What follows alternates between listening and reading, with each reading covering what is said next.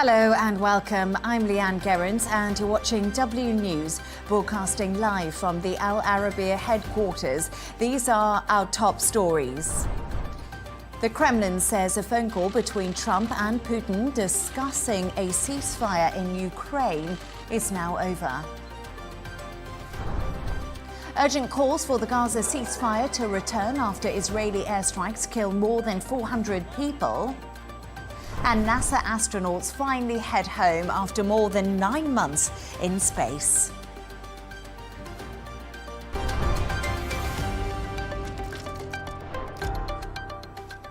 To our top story today, more than 400 people have been killed by Israeli airstrikes in Gaza, according to the Hamas-run health ministry. The Israeli military said it was carrying out extensive strikes after talks to extend the ceasefire failed. Israel's Prime Minister Benjamin Netanyahu's office said Israel will from now on act against Hamas with increasing military strength, accusing the group of repeated refusal to release its hostages. Meanwhile, Hamas has accused Israel of attacking defenseless civilians. We can now go live to Herzliya, just north of Tel Aviv, to speak to author and Middle East correspondent Yotam Confino. Yotam, thank you so much for joining me. Firstly, who broke the ceasefire deal? Was it Israel or Hamas? And what are both sides saying? Well, it really depends who you ask. Israel is, of course, saying that Hamas refused to extend the first phase of the ceasefire, which is true. And therefore, Israel had no other choice but to resume their attacks on Hamas because they weren't willing to go into the second phase of the ceasefire. And Hamas is, of course, saying, well, according to the ceasefire that was entered back in January, it was supposed to enter into 3 phases. And we are currently in a situation where the second phase should have already begun. But due to certain disagreements between Hamas and Israel, we never really got to that point. But it never stipulated the ceasefire, never stipulated that the second phase of the ceasefire should automatically start. So it really depends on who you ask here. And if you ask the United States, of course, they are backing Israel as usual and putting the blame solely on Hamas. Yes, let's touch on that. So Israel says a return to fighting in Gaza was fully coordinated with Washington. What has the US said about this? So the United States ambassador to the UN said that Hamas is to blame for this because they've turned out 2 proposals by Steve Witkoff, the special envoy to the Middle East. And he proposed that we extend the first phase of the ceasefire till after the Ramadan, until after Passover, and that there would be some bridge which could allow for Israel and Hamas to continue negotiating the details over the second phase. So the United States, unsurprisingly, is not in doubt. It is Hamas that is to blame for the fallout or for the breakdown of the ceasefire. What reactions have we actually heard from around the world to Israel's renewed strikes on Gaza? So again, unsurprisingly, there's been quite widespread condemnation of the Israeli attacks, mainly because of the reported high death toll. And it's from all the way from Russia to Saudi Arabia, France, the United Kingdom, Holland. Many countries have come out and said this is unacceptable. Israel should do everything they can to continue this ceasefire. But it's not just countries around the world that are angry with Prime Minister Netanyahu's decision here. Also, the relatives of the hostages are extremely angry. And even some of the former hostages who were released during this ceasefire have come out and said that you're essentially issuing a death warrant for these hostages. They cannot believe that after all of the things that they've told the Israeli public through interviews, that the government does not do everything they can to get them out because everyone knows which horrific conditions they're in. So there's widespread anger among especially the former hostages, the relatives of the hostages, and also many Israelis in general who just would like to see the remaining hostages come out. Former Israeli National Security Minister Ben-Gvir, who actually left the government over a disagreement about the ceasefire in Gaza, is rejoining the coalition today. Yotam, is this a sign that Israel will follow through with its pledge to destroy Hamas? I think it's a good question, Jan. I think it's very true. I think it is a sign in which direction we're headed, because Netanyahu would not get Mr. Ben-Gvir into his security cabinet again without thinking that he's going all the way now, because Mr. Ben-Gvir has made it very clear that he will only serve in the government as long as the IDF has free hands, free rein to crack down on Hamas in every possible way. He actually left the government a few months ago because he didn't see that this was happening. So I think it's a clear indication in which direction we're headed. We also have a new head of the IDF, who seems to be much more inclined to go after Hamas instead of trying to get the hostages out. So unless Hamas somehow caves into Israel's demands and comes back to the negotiations table, I do believe we're seeing just the beginning of many, many more attacks coming from Israel. Yotam, just one final thought from you, actually. We've been speaking there about the ceasefire. We've spoken about it previously and how fragile it is. It appears to have been broken now. How do we get both parties back to the table to discuss a plan to ceasefire again so we don't wake up to these strikes? It's a really good question, because everyone is now trying to pressure both Hamas and Israel to come back to the table. Now, who's pressuring Israel, you would ask? Many countries, first of all, who are allies with Israel will do everything they can to pressure Israel. But at the end of the day, it's only the United States that really has any leverage. In other words, if Donald Trump tells Netanyahu, go back to negotiations, he probably will do.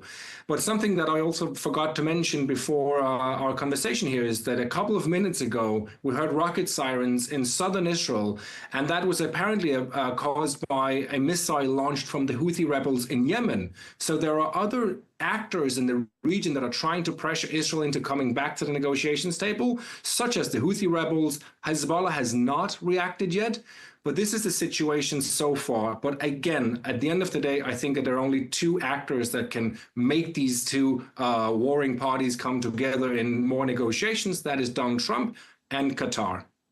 Yotam Confino, author and Middle East correspondent, thank you so much for your insights.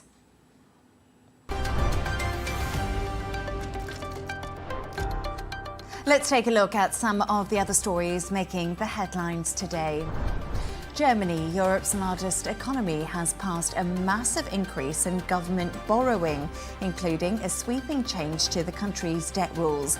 The Conservatives and the centre-left Social Democrats, currently in talks to form a government, proposed a €500 billion fund for infrastructure and changes to borrowing rules to bolster defence and revive growth.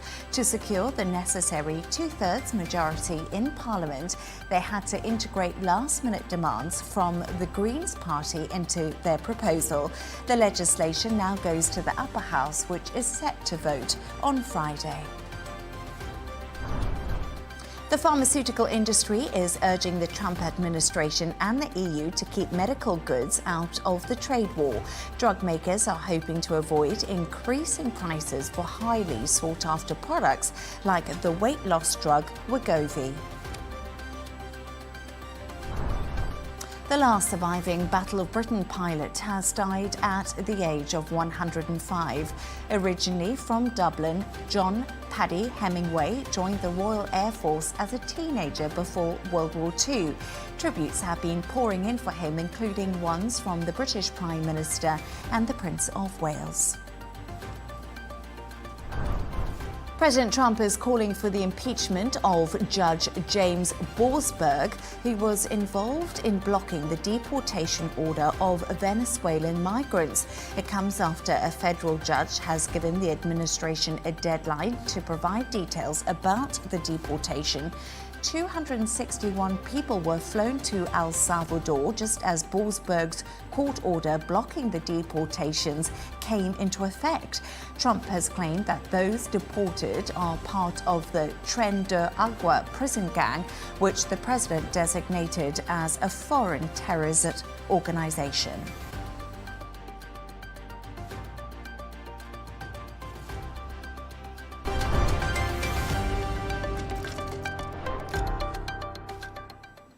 Now, a US court has ordered that Prince Harry's immigration files must be made public by the end of today.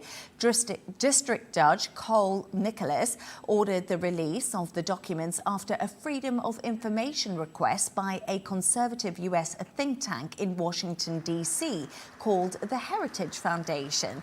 The foundation alleges the prince concealed his past use of drugs, which should have disqualified him from obtaining a US visa. For more on this, I'm now joined by royal editor Sarah Hewson in London. Sarah, thank you so much for joining us this evening. It does seem unclear what material will be released regarding Prince Harry's visa documents. Do you have any further insight into this?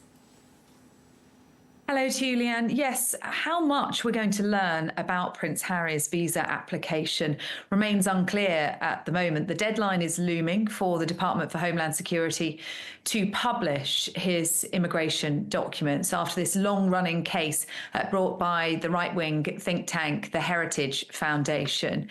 But the agreement for the release comes with some redactions. We understand there's going to be a number of documents released. One may remain private, but there will be redactions to maintain Prince Harry's privacy. What the Heritage Foundation really wants to know is, did Prince Harry lie about drug taking when he filled in his form to enter the United States in 2020, when he stepped down as a working royal and moved across the pond? Did he admit, as he did in his book Spare, to previous drug use, where he talked about taking cocaine, marijuana, hallucinogenic mushrooms, for example? Or did he lie about it? If he lied about it, then it's a problem for Prince Harry.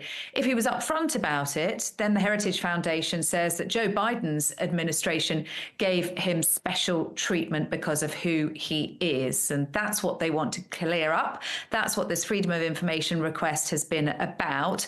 It was rejected in September last year. They went to appeal, and last month it was agreed these documents would be published, and they're due to be out by the end of today. Sarah, will Prince Harry lose his visa and be kicked out of the US? What are the ramifications of this?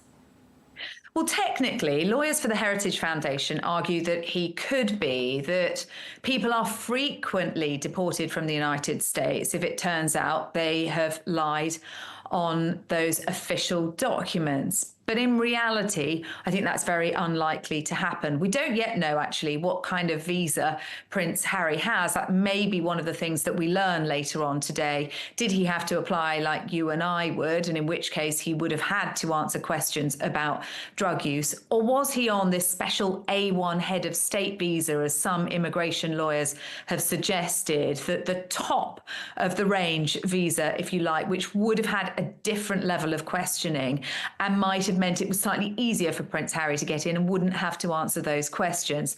So I think we'll have to wait to see what kind of visa he's on and what he has said, but I think it's highly unlikely we're going to see Prince Harry being booted out of the United States. Sarah Hewson, royal editor, thank you so much for joining me.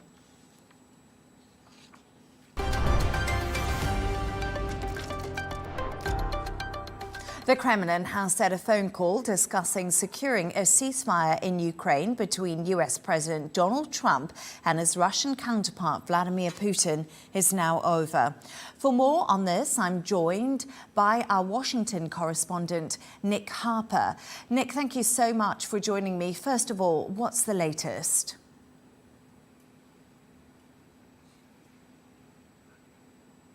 Well, yeah, and we're getting good noises from both sides, from Washington and Moscow. One of the deputy chief of staff here in Washington, D.C., said a little bit earlier, while the call was still progressing, that it was going well. Since then, we've heard from someone in the Kremlin saying that under the leadership of President Putin and President Trump, the world had become much safer, calling this phone call historic. We are told that that phone call has now finished, still waiting for an exact amount of time of how long it lasted, but potentially anywhere in the region of about an hour and a half to 2.5 hours, because, of course, plenty for both sides to discuss. Donald Trump trying to convince the Russian leader to sign on to a 30-day ceasefire agreement, something that Ukraine Ukraine has already agreed to. But President Putin, going into this phone call, had a number of red lines, including asking the United States to stop arming Kiev if it were to sign on to that 30-day truce. It was something that the Kremlin was worried about, the possibility of Ukraine being able to use that 30-day pause to rearm and to retrain some of their troops on the battlefield.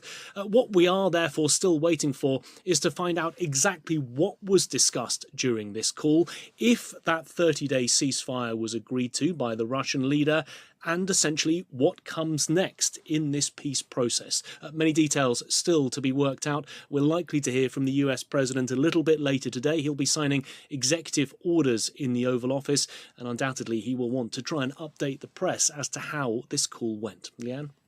Nick, just quickly, we've actually heard from Zelensky, who says Europe must be at the negotiating table. His comments came after the Trump and Putin call ended. How likely do you think this is? As you said, we're still waiting for the readout on this conversation.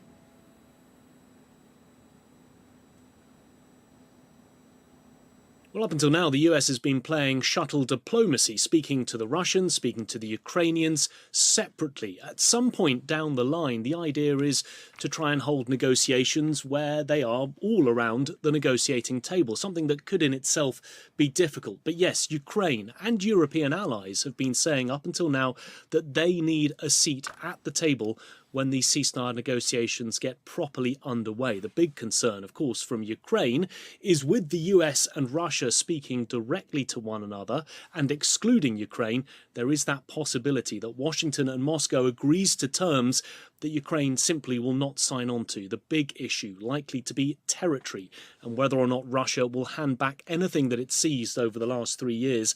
It seems so far that Moscow is ruling that out. Washington may also back Russia on that, much to the detriment of Ukraine.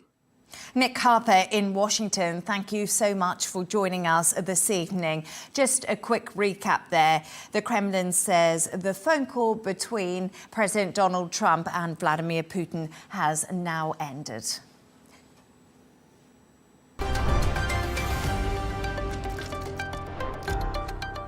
Let's take another look at some of the other stories making the headlines today. Lebanon's defense minister and his Syrian counterpart have agreed on a ceasefire.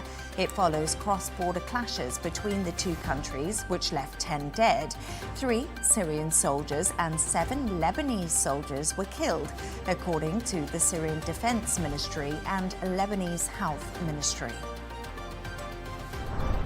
80,000 pages of classified documents relating to the assassination of US President J.F. Kennedy will be made public today. President Trump ordered the release and told reporters people had been waiting for this during a visit to the Kennedy Center in Washington. JFK was the 35th president, was killed in Dallas, in Texas, in 1963. The Santa Fe County Sheriff's Office has released new information relating to the death of Oscar-winning actor Gene Hackman and his wife Betsy Arakawa. Authorities have discovered Arakawa made many calls to a health clinic on the 12th of February for medical advice, despite initially believing she died on the 11th of February. The couple were both found dead on the 26th of February.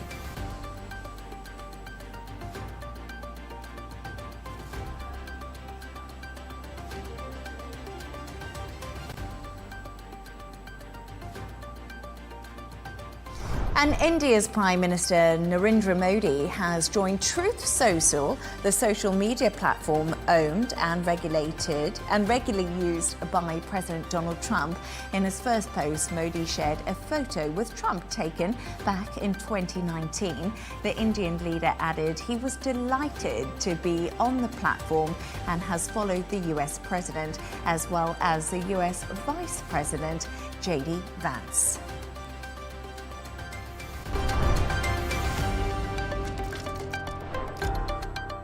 Now, two astronauts who have been stuck in space for more than 9 months are finally heading back to Earth on board a SpaceX Dragon flight. Sunny Williams and Butch Wilmore have been stranded on the International Space Station since last June after their 8-day mission suffered from technical issues with the Boeing Starliner capsule. The trip back home is expected to last almost 17 hours. Here's the moment they began their journey back to Earth. All hooks open. All hooks open. All hooks are open. And undocking confirmed. Freedom is free of its moorings. Sunny Williams and Butch Wilmore begin their belated trip home. Separation confirmed. For more on this, I'm joined by astronaut and adventurer Per Wimmer. Per, excuse me for that. Thank you so much for joining me this evening. So Sunny and Butch are just a matter of hours away from entering the Earth's atmosphere. How are all the teams involved actually preparing for the splashdown moment?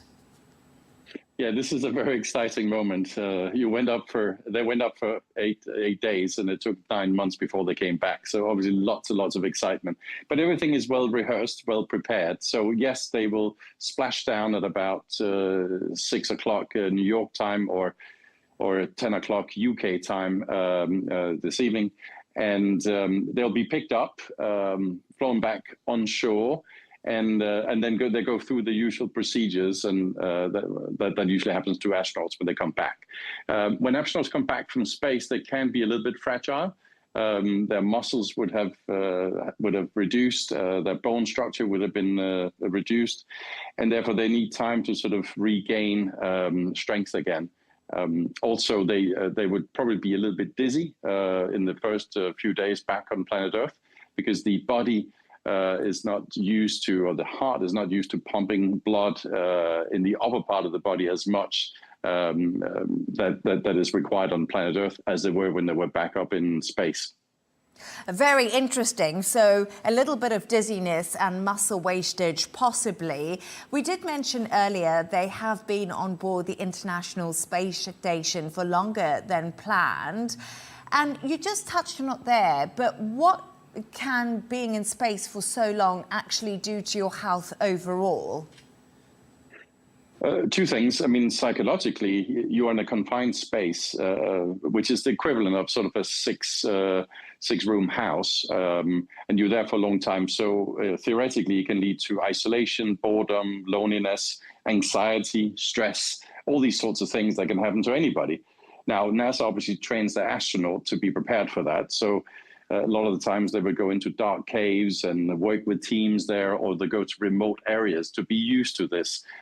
These are made of the right stuff, these kind of astronauts. Physically, yes, the bone structures degenerate when you are in space. The longer you stay, your muscles the same. And also, the heart becomes used to having in space where there's no gravity. And that means that your fluids and your blood is easily circulating around the body. So when you come back to Earth, they're not used to that anymore. And it takes a little bit of adoption for the heart and the mechanism. Your eyeballs might also be swollen a little bit. So you might be a little bit dizzy on the eyesight. So it takes a little time. But the good news is you do come back to normal again after a while. The human body is an amazing temple in that sense. Yeah, absolutely. I always think that too. The human body really can recover. But the world has always been so fascinated with space. What work happens on the International Space Station, and why is it so critical? But Butch Wilmore and Sunny Williams specifically have done some amazing scientific work. They had a lot more time on their hands, 9 extra months almost. They grew some algae that help us understand and better when we breathe out CO2 as humans, these algae can then capture it. So they've done some trials in that regard. They've also done some biomanufacturing of yeast and bacteria that has the potential of growing more things in space and therefore reducing the amount of cargo that we need to send up into space or to the International Space Station, and therefore making sustainability in space much more likely. And specifically, Suni has also set a world record, actually, being the female who spent most time out of the ISS, clocking up a total now of 62 hours in EVA. And that's a female world record. So well done her. So she got a little extra bonus in there. I'm here for the female world records for sure.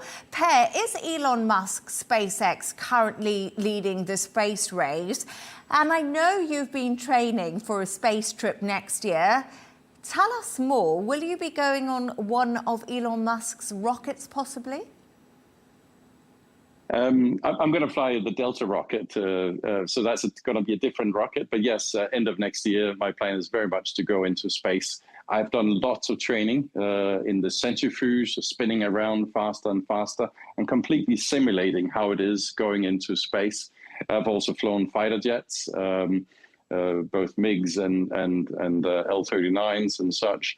And also, for good measure, I've done the so-called Vomit Comet, the zero-G training, where you fly up in a quote-unquote normal cargo plane, nosedive down for 30, 40 seconds at a time, accelerating on the way down to planet Earth, and therefore creating plus G, minus G, i.e. zero-G, weightlessness, for that limited period of time, and therefore making my body used to how it is to be in a zero gravity. So I'm ready. I'm all set to go into space, and I can't wait to get up there. It's going to be really an amazing experience, and I can't wait. I hope that you can actually give us an interview from space, Per Winnemer. That will be pretty amazing. Good luck with your trip, and please keep us up to date with how it goes. Per Winnemer, astronaut and adventurer, thank you so much for joining me. You're welcome. See you in space. See you in space.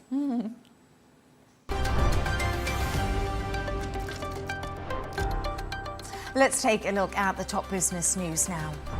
Toronto is no longer providing financial incentives for Tesla vehicles purchased as taxis due to trade tensions with the United States. That's according to the city's mayor, Olivia Chow, who also said the decision was made to target and respond to Tesla CEO Elon Musk, who is a top advisor to President Donald Trump. Tesla did not immediately respond to a request for comment. In the US, the Commerce Department bureaus has told staffers that Chinese artificial intelligence model DeepSeek is banned on their government devices. According to Reuters, the move was made to keep information systems safe. Meanwhile, in January, DeepSeek's low-cost AI models sparked a major sell-off in global equity markets as investors worried about the threat to US-led intelligence. Turning to sports news now, Inter Miami forward Lionel Messi has not been included in Argentina's squad for their World Cup qualifiers against Uruguay and Brazil due to injury. The 37-year-old's club have announced that Messi has a low-grade abductor injury following his club's 2-1 Major League Soccer win at Atlanta on Sunday. And the Irish MMA star Conor McGregor used his St. Patrick's Day visit to President Donald Trump at the White House to criticize Ireland's immigration policies. Before their meet-up, McGregor caused a stir with his fiery comments, which were condemned by the Irish Prime Minister Micheál Martin. The fighter has suggested in the past that he may attempt to contest October's election for the largely ceremonial role of Irish president.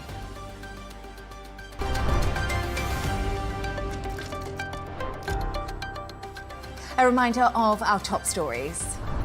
The Kremlin says a phone call between Trump and Putin discussing a ceasefire in Ukraine is now over.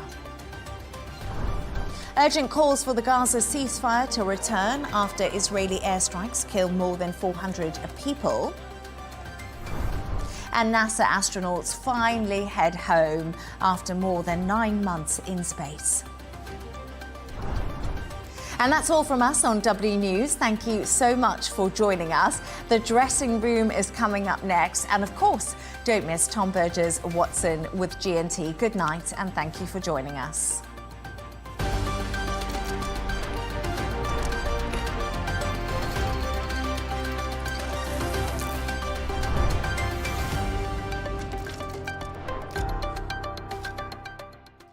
At Arabiya News, we go beyond the headlines. From the latest breaking news to in-depth coverage of global events. We're not bought or sold. Nobody owns us. The loss of life, the destruction of property. The conflicts are such a terrible thing. Context and analysis to help you see the full picture. The world is in a very dangerous place. Join us on Arabiya News. It's very impressive. Where knowledge meets perspective.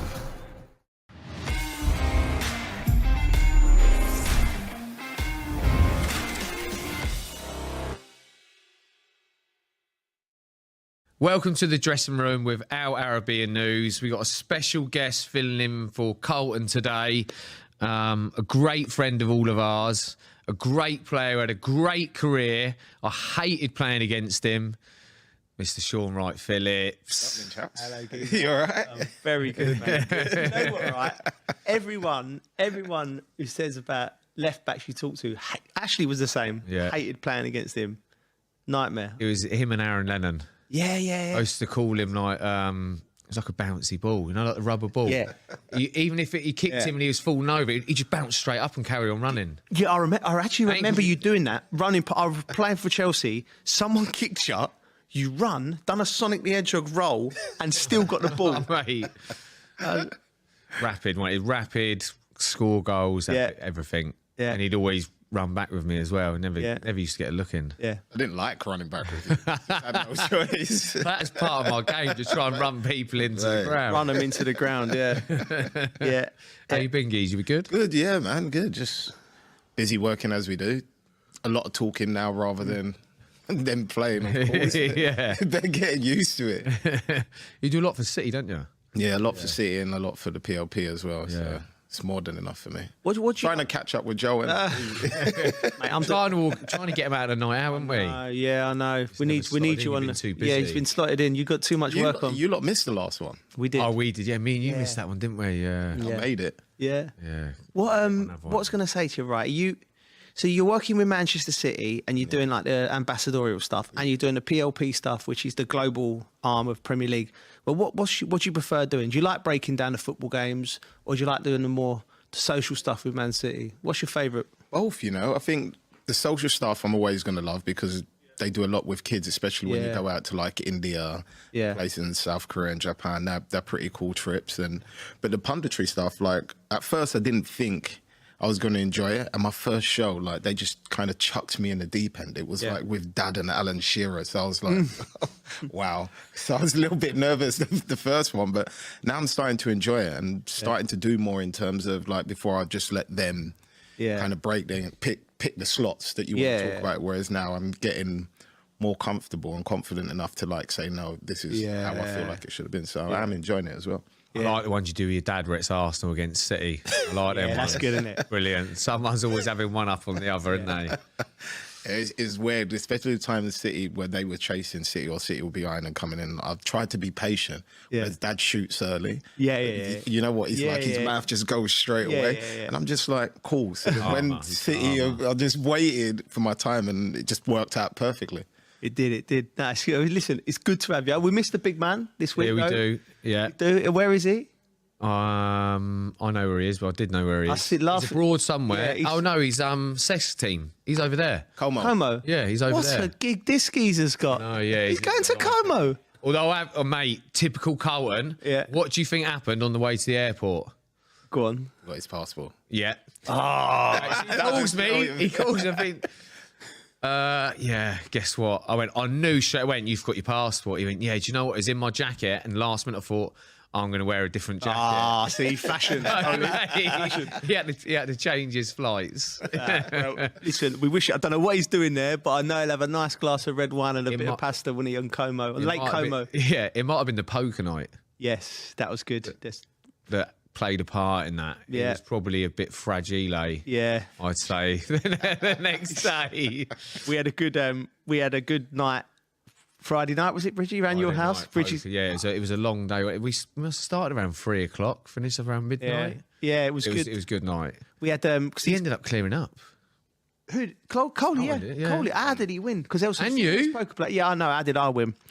I had no clue what was going on. The only thing I've seen the poker players on telly and they wear the glasses, so you can't, because I've got there's no like hiding if I've got my eyes light up if I've got a hand. So we play him, but it was wild, wasn't it? It was a nice night. Music was playing. Yeah, was it 11, good. 12 of us?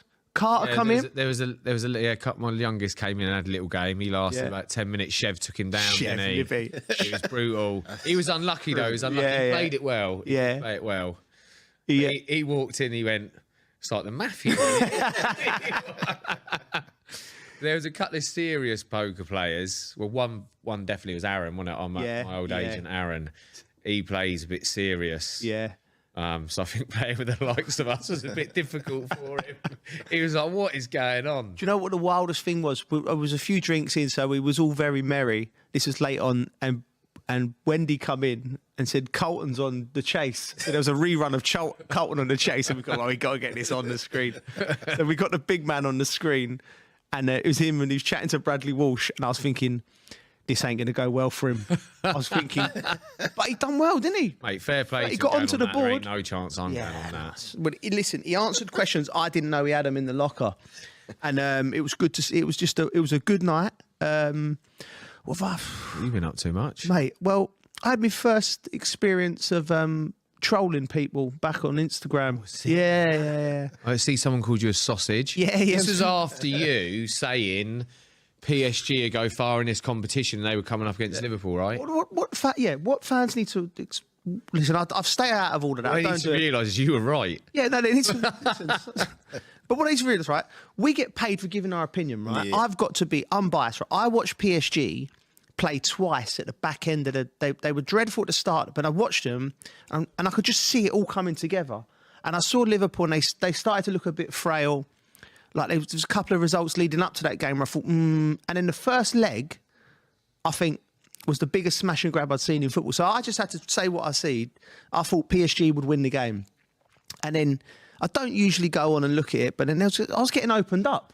I thought, let me give these people a little bit. So, I think it's all tongue in cheek. You were enjoying it, weren't you? You enjoyed it. I could tell by the messaging. There was a lot of people that were enjoying it, but it's all... listen, I've got nothing against Liverpool. You know, I played for them. You know, it didn't work out for me there. But, people, I just like... People don't like it, even if you say you think their team's going to get beat. I wasn't even saying... Their team's amazing. But I thought PSG would do them, and they did. So... Yeah. No. You're right again. You're right again, mate. You're right again. I can't help myself, mate. Yeah, but... my kid had the independent school, the prep schools. That was good, geez. Championship this weekend. Yeah. So they ended up winning it. So Park was ill all week, and a few of the kids were ill all week, to be fair. But they all ended up going. Park was just about feeling all right, and a couple of kids battled through it. But mate, it's brilliant, honestly. I'm not going to lie, there was tears of joy. Really? There was a couple of teardrops that come down just to see his face afterwards. But it went to penalties in the quarters and the semis and the final. Yeah. And to be honest, they were deserved winners. Yeah. Like, they had a few chances in the semis and the finals that they dominated it. But he made a save in the quarters, semis, and the final. Like in the final, he tipped a save onto the post. I'm trying to figure this out as well. It's easy. He's a goalkeeper, right? So he were in the group chat and he's sending us. He's made the save. Great. The quarterfinals, like Bridgie weren't. It's like there's like clapping, like hey, like because you have to be respectful. Final comes, Parker's in goal, and he's filming it, and I said, I'm one of them people that stays really quiet as a parent. I stay really quiet, I encourage him a little bit. But I couldn't help myself. I was absolutely buzzing for him. It was just a smile on his face. It's for all of them. Do you know what? They all played so well. They're a great school team. Yeah. They can all read the game really well. Yeah. And like I said, there was a couple of kids. One of the kids played the first, I think his name's Arlo. He played the first 3 or 4 games. He couldn't play anymore because he'd been ill all week and he was just gone. Luckily, Parker was in goal and don't have to run around as much. But yeah, mate, it's brilliant. It's brilliant. And also, I get more emotional and probably more nervous than I did ever playing like that. Watching your kid play. I'm the opposite. I'm quite like just laid back, just chilled. Yeah, no, I'm like... Your boys... But you've always been horizontal. He's always been horizontal, right? Yeah. Do you know when you watch DiMaggio play? Yeah. He's 23 now, right? Yeah, this year. So. No, yeah, he's 24 this year. Yeah, talk to me about that experience because we were at the grassroots level watching our boys play, and I must admit, I get nervous and a bit worried. What are you like watching him play? I'm so chill, just like I'm just relaxed. I just sit there. Normally, like the first proper game I went to when he played went on loan to Blackburn. Yeah, they played against Arsenal. Yeah, and it was at Ewood Park, and I obviously went all the way up, went to the game. Yeah, and he actually scored. Oh, like mate. Everybody like jumped up. Yeah, I just got up all calm and just like. Really? Yeah, it's just always like. See, I'm like that. When we've done something well, I'm very calm. But it was the final. I did cheer more. Really? A lot. Yeah, but mate. It's just, I don't know, it's just a habit. Same when I go and see my other. But secretly inside, you're buzzing. You're buzzing. Inside, celebration. Mad buzzing, yeah. Do you know, it's different. I remember chatting to Ida about it because all 3 of Ida's boys are professionals, aren't they? Like, doing their thing. And he was like, I said, it must be great, mate. He's like, it's stressful. Like, you're worried about him getting injured or like, he says on a Saturday night he left phone calls and one of them would be happy because he's played well. The other one would ring his dad. I'm saying, I'm not, you know what I mean? I'm like, so that's interesting. But, so what have you been up to this week? Well, apart from on Friday, when we did the podcast, and then had a few errands to run Friday because I was going up to watch the game, the City game, the Brighton game, which was for me was a decent game. Yeah.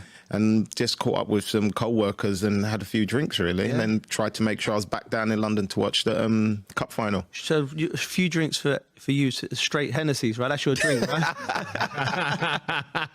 Yeah. Straight Hennessy. I know. Strong. He's hardcore, isn't he? How can you drink that? Like, I don't know. Just your finger. Just know when. It's just not. I know when it's home time. It's a sipping drink, though, isn't it? It's a sipping drink. Yeah, but it depends. It depends how many you've had. To be fair, we've had some good nights out as a trio, I reckon, along our time together. More to come. More to come. Yeah, we ain't done yet. Yeah. Do you know what me and you've had quite a few together, to be fair. Always led me astray. Do you know what he does me, right? He led me astray as well, actually. No. Do you know what he does me, right? He goes, if I say, he says, you're coming out, I go, I can't come back, go that. And he go, have you worked out, like, the average age people dies, like, 75. So we've only got, like, 35 summers left. I worked out over the next 10 years. He's got a graph. Over the next 10 years, if we only went out once a month, that ain't a lot, mate. Yeah. You know what I mean? 120 nights. He got left. Proper in depth. He's like, the last 10, 15 years, you're not going to be really like. Good nights. You're going to be struggling. You might be. And he's like, I'll go, all right, geez, I'll come then. Well, the best thing about poker at the weekend. My mum's still going out now, so we've got plenty of time. Good. Oh, yeah. Good. Maybe we've got 200 nights if we go out once a month. Actually, at poker at the weekend, it was like, when people were going out. Yeah. I didn't want anyone to go home, so I just kept buying them back in. Ended up clearing up. I brought him back in 3 times. It was good. I felt for Frank because we was in the garden playing poker and everyone kept going into the main house like to get fabs. Like for some reason, everyone was on fabs. My miss going, wild night out. Everyone's having a fab ice cream. It was Carl that brought them. My Welsh mate Carl, who's been talked about a bit on this pod before, but he brought them. Yeah, they went down well, the fabs. They did, to be fair. They disappeared. Yeah, they disappeared. Should we get onto a bit of football? Final. Well, I didn't see it, obviously, because I was down. Yeah.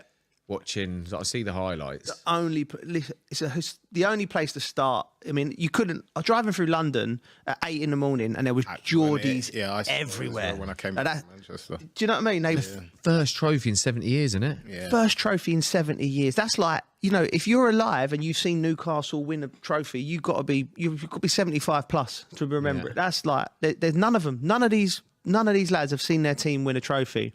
So it was full of emotion.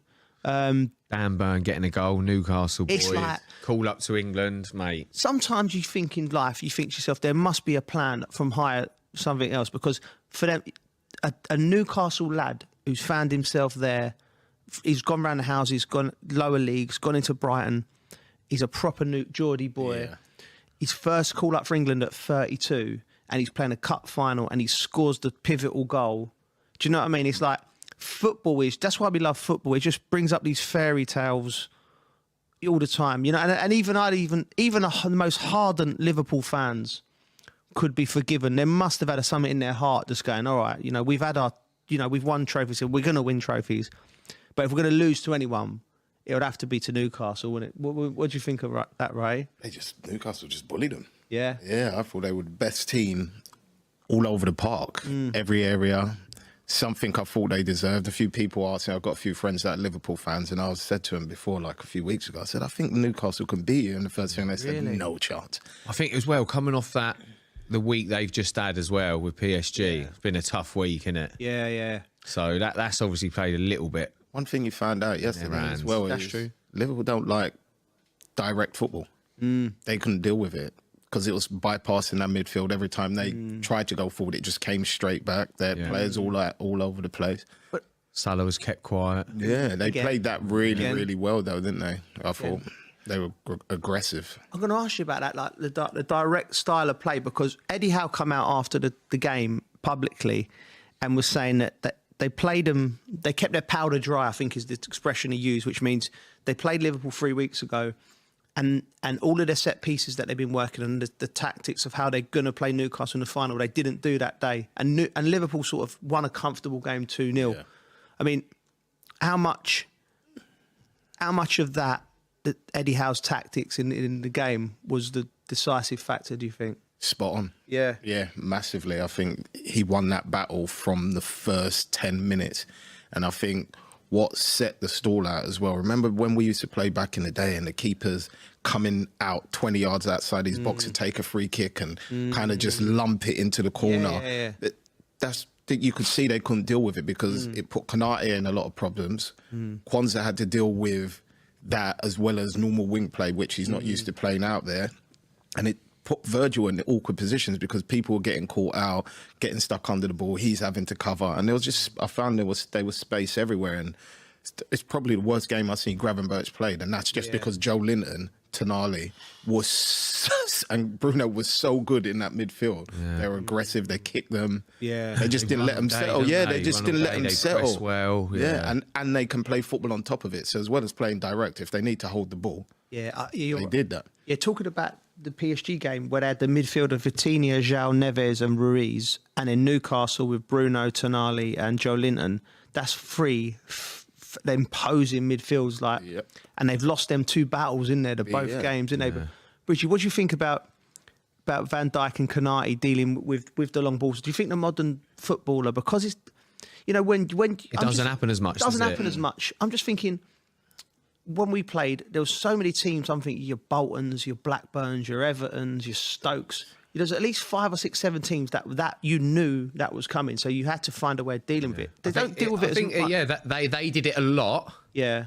But other teams did it as well, but maybe not as much. So even when I was at Southampton, I met, kick-off. It was always knock it back. In the corner. Smash it up over the fullback's head, the smallest fullback, and get on the end of it. And sometimes if there was nothing on, that clipping behind for someone to run onto. It's perfect. Yeah. It's a great one. I think now you're seeing some goals that are coming from everyone trying to play too much. Yeah.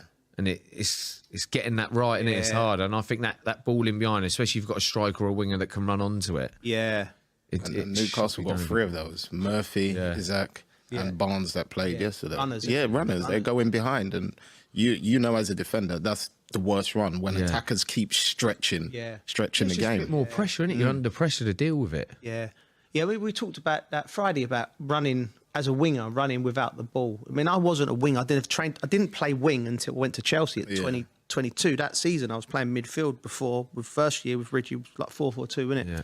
So, and I had to learn them runs in behind, but that was the difference, wasn't it? Newcastle had beautiful timing on the runs, getting in behind. Massive difference. I think like Salah didn't get much play. They didn't even give their midfield time to get their head up and play those raking passes. And I just felt Liverpool couldn't deal with it. And then you could see it another way as well. They didn't even look like, if that ain't working, all right, we're going to do this. They just stuck to it. And that's where Eddie was clever. He says, right, you know how we play this way, but can you deal with how we play that way? And they couldn't deal with it. Yeah, So I've brought this up a couple of times, but just quickly, yellow cards and how easy they are to get now. Yeah. A winger like you, as I said, an old school winger, you give them the ball and get at the fullback. Well, mate, they could end up being so many more sendings off. I don't think you see as much as that anymore where it goes wide, you get the ball, get at the fullback. It's starting to slowly come back in terms of like the wingers that are in play now rather than, you say, 3 years ago. There's a lot more wingers now that are trying to make things happen at nothing. I think City's got a few like that. Obviously, you've got Brighton's got a load like that. Yeah. Liverpool in spells with Diaz is quite like that. Salah, if you class him as a winger. So that they are there. I think it's just more the way teams play. Like City have been working on, from what I've seen in games, like they're trying to isolate Doku so he's one-on-one. So they'll play nice football. It might go to him, it'll come out and go back the other side, but then they'll play a long diagonal back to him when he is in the space to try and make things happen. I just want to quick give a shout out to Eddie Howe and Jason Tyndall and that, because you know, we've talked about young English coaches. Stevie's gone out to Saudi and Frank's doing really well now. Eddie's at the top of that list, isn't he, really? Like, but do you know it's been 17 years since an English manager has won a trophy. Harry Redknapp, right? Harry Redknapp. I mean, it's incredible, and it's something that we need to put right, and it's something that we need to with the FA. I think that I've been. His name's been touted for the England job before, isn't it? Yeah, Eddie. Yeah. But you know, it can't just be Eddie Howe. There has to be more. And Frank's coming back up now, and we've got Scotty Parker, and we've got Ashley Cole. Desperate for a job. Listen, he's with England, he's doing that. But listen, at some point when he's finished with England, he's going to want to do it himself and have a go, I'm sure. So, I mean, it's just something that we need to get going, like, because 17 years, and it's like that blew my mind. What do you think of that, Bridgie? It's just crazy, isn't it? Yeah. But I've always said, as an England team, we should have an England manager, and so you're going to have to give English coaches, managers a chance, aren't you? God. It's because there's so much money in the game. People just want the best of what's already out there doing well, because it's too risky. I also think if you can have, like with Ash, he obviously loves the game. Like we spoke about before, how much he studies. You know, he's like when you were away with him, he had his laptop out and everything. And he's studying. If you go for a manager that is more established, it don't always work, does it? And then the sacking, it costs you a fortune. You take Ashford, he might not be in as much money, but the deal might not be as big. The risk ain't as big a little bit, but you'll know you're getting someone who knows the game. I think it'd be great for a club to take a chance on someone. I'm praying they start taking a chance on English managers, because like, what is there, 2 in the league? Yeah, it's only 2 in the Premier League. It's unacceptable, isn't it? It's not good enough. Like, listen, that brings us on to Thomas Tuchel's England squad, which has raised a few eyebrows. Listen, your eyes are drawn straight away to Jordan Henderson coming back. I just want what do you make of that? Look, I think he's a fantastic player and had a fantastic career, but I just think sometimes it's time for change. He hasn't been in the squad for a while. I think Wharton, it has been unbelievable before he got injured and since he's come back from the injury. So I didn't understand how that call-up came before, that sort of thing. But everybody in football has their own opinion. And just as we're sitting there's most probably other managers and coaches saying the exact same thing we're saying, that how the squad is. You can't really please everyone. So why do you think the main reason is in there? Just because you've been playing well? Leadership. Leadership. My thing with Thomas Tuchel, because first of all, I think Thomas Tuchel's a fantastic manager, and he was brilliant when he was at Chelsea, and I was in and around doing a bit of the ambassador stuff for the club. He was brilliant with me. You could see as soon as I met him, I could tell why he's top drawer. He was personable. He looked like the lads he had the lads eating at the palm of his hand. So he's top, right? You know, forget the fact that you know, the FA they've gone backtracked on themselves and gone, we're never going to go with a non-English manager. Now we've got a German manager, right? That's going to be a problem. Not a problem, but that's going to be something which will always rear its ugly head every time. The press will use that to beat England every time there's a bad result. But forget that. I look at this squad, and what I see physicality, which is what I saw in the, I'm just going to run you through like the midfield. Bellingham 6'2", Eze 6 foot, Jordan Henderson 6'1", Curtis Jones, he's 6 foot, Declan Rice 6 foot, Morgan Rogers 6. The midfield's huge, right? Bowen and the forwards of pace and aggression. Bowen, Gordon, pace. Foden's quick.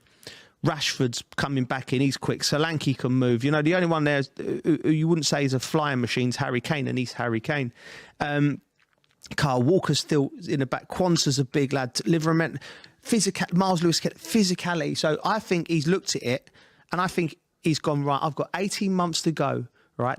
Which is an absurd contract to give an England manager, right? You think to yourself, right, an England manager should be on a long contract, and it should be a steady, like 3-4 squads where you go, right, because there's a little bit of trying to win the tournament, and there's a little bit of trying to win the tournament after that. So you bring players in.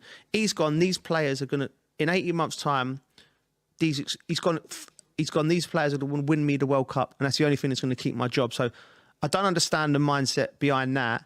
And he's just gone for what he knows. We're going to be a team that's going to play powerful, physical, almost German-like football. Yeah. That's my opinion on the whole England squad. If that wins us the World Cup, we take it, no? Yeah, I'll be getting my lederhosens on. Thank the Germans, I'll be right. There you go. You know what I mean? I get that feeling, you know, because there's so many people against the squad, and a bit surprised that. Just think he's going to end up just doing well. You know, he's always been, as a manager, defensively sound. Yeah. So that's a good thing, because we have the attackers to unlock pretty much any door they need to. It's just whether he can get them both linked up together and working well together, and I think England will be fine, man. Yeah, I mean, do you know what was... Listen, is there anyone in that squad, Bridgie, that jumps out at you that you think you're either buzzing for, or you're... You know what I'm buzzing for? Go on. And a lot of people aren't. Go on. Is Marcus Rashford. Yeah. And it's just because I really like him as a player. And there's going to be some people saying he hasn't done enough since moving, but you can just see the difference in him. And I'd love for him to just get on that pitch and just be flying, because he's a dangerous player, mate. Yeah. He's a dangerous player. You as a fullback, you wouldn't want to mark him, would you? No, you wouldn't want to mark him. Those quick players, they're just always dangerous. When you've always got to stay switched on. It's a cat and mouse like that, innit? It's like if I give him too much space, mate, it's just dangerous. Just he's past you and he's gone. And I think that's Gibbs White's another one, isn't it? Yeah. Gibbs White. What do you make of him? Because I think he's mustard. He's unbelievable. He's been unlucky, and he is unbelievable. He does everything for somebody that you would so-called call a flair player. Yeah, he gets stuck in. Yeah. He does the dirty side of the game well, and still has the energy and finesse to pick out the right passes. And I think he's brilliant. He's an old school midfielder. Like he's doing he's playing as like people say he's a number 10. The work he does off the ball, it's scary, mate. When I was playing midfield. Like that was the standard. Base, you had to do that before you'd even be considered to even see the ball. But he's doing it, and I credit his manager as well for helping him develop him. You know, sometimes Watkins, is he injured? Good question. I think he's been in and out, isn't he? He's not. Right. He's not injured. He's not injured. No. I think that's harsh. That's harsh. Yeah. I don't know. He's competing against what, Kane? So the likelihood is he isn't going to start anyway. Right. And I don't think Ollie this year has been the Ollie of last season in terms of he's not taking the chances he was taking last year. Now I think he's a great player. Yeah. But I think when it comes to England squads, we've all been there. Yeah. If you're not doing what you're supposed to be doing, you get left out. Yeah. You would take Solanke over Watkins as well. No, because he's just come back fit as well. I don't think I think he's played one game. Yeah. And that was a game on the weekend. So even that's a tough one as well. Yeah, what do you make for his sort of, not his dip in form, Watkins, but he's just coming off of his levels? Do you think he's, because I personally think, you know, do you remember there's rumours of the Arsenal move late, and for a kid from that sort of, you know, I think he's a North London, he's an Arsenal, he's an Arsenal fan. You know, and he's at that age where that's his last opportunity to go there. I mean, I personally think the Villa and Arsenal at the moment, there's not much in it. They're both in the last 8 of the Champions League. Yeah. Arsenal are ahead of them. But, you know, there's exciting things happening at Villa as well. But I think personally, and it happens to all players, you know, there's an enormous sniff of you leaving and then it doesn't happen for whatever reason, which I think was a bit cheeky by Arsenal as well. I think it was a bid to appease their fans. Like, look, we're trying type thing. Do you know what I mean? So I think he's just turned, and he should just, and this will be a little kick in the balls for him to think, right, I need deflate him, I need to finish this season well. But there's lots of exciting things to go on. Did you see the Dele Alli sending off at the weekend? Yeah. I've seen the pictures. That's about it. Mate. I had to rewatch it a few times. I was like, oh. What? At first, I was like, what's going on there? It's not that bad. Then you watch it again, you're like, I thought, what's going on? What's he thinking? Didn't he say that he just tried to clip his heel? But then I thought to myself, why would you do that though? Yeah.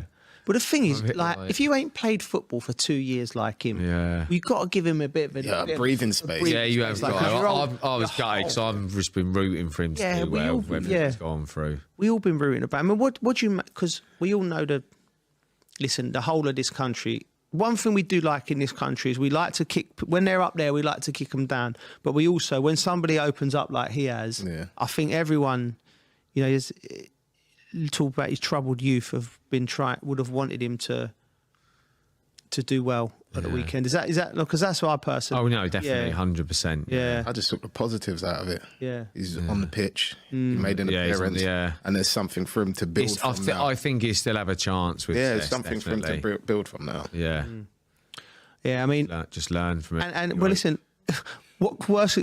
And Colton's in Como now, so we can come fit. He'll be putting his arm around having a right chat with him, he will. Yeah. That'd do the world a good, that will. Come on, Colton. Dele, if you're listening, stay away from the big man and Lake Como.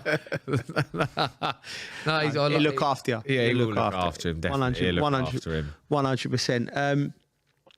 Listen, this game frustrated the life out of me, the Arsenal-Chelsea game, 1-0. Because... You know, I covered Chelsea Thursday night in Copenhagen, and they just made hard work of it. You know, it changed. I feel for Enzo because Jackson's out the side, and I know your dad's a big fan of Jackson. He's been rooting for him, isn't he, like the whole time. But he's become a better player because everyone who gets into that position for Chelsea, and that just hasn't, like Nkunku hasn't taken his opportunity. Yeah. Neto's a winger, he's a great player, but he's not a centre forward. And that's what it looked like. Arsenal won the game. Marino's first half header from an Odegaard's corner, another set piece. It's 51 match drought for Arsenal in scoring from corners from their 15th corner goal of the season. Chelsea struggles. I think Righty, I think it's that centre forward position. You know, both teams, but Chelsea without Jackson just look toothless. Yeah, I can most definitely agree. Even before Cole Palmer gets injured, I think since Cole Palmer there was a spell that he made something like 44 chances and only one assist come off that. Yeah. So it tells you what they are lacking in those areas.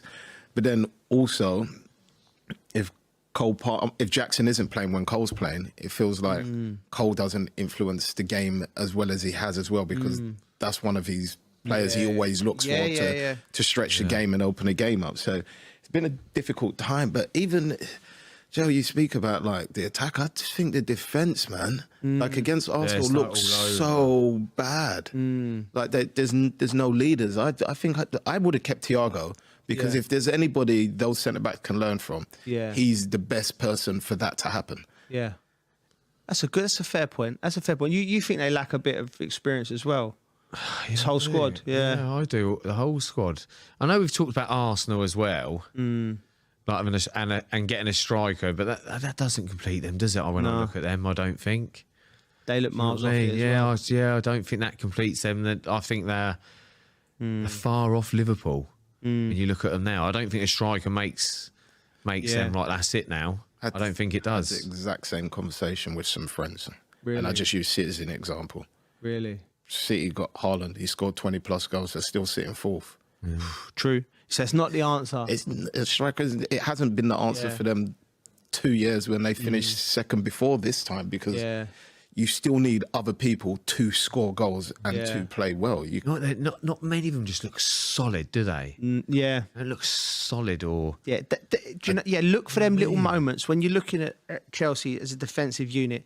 Look for the moments where the ball's gone into the forward and there's not enough winning of the duels, like dominating, and then on the second balls there's not enough that in that area. They do look a bit fragile, and they're young, so they can develop and they can get better, but they would be better with an experienced player playing next to them.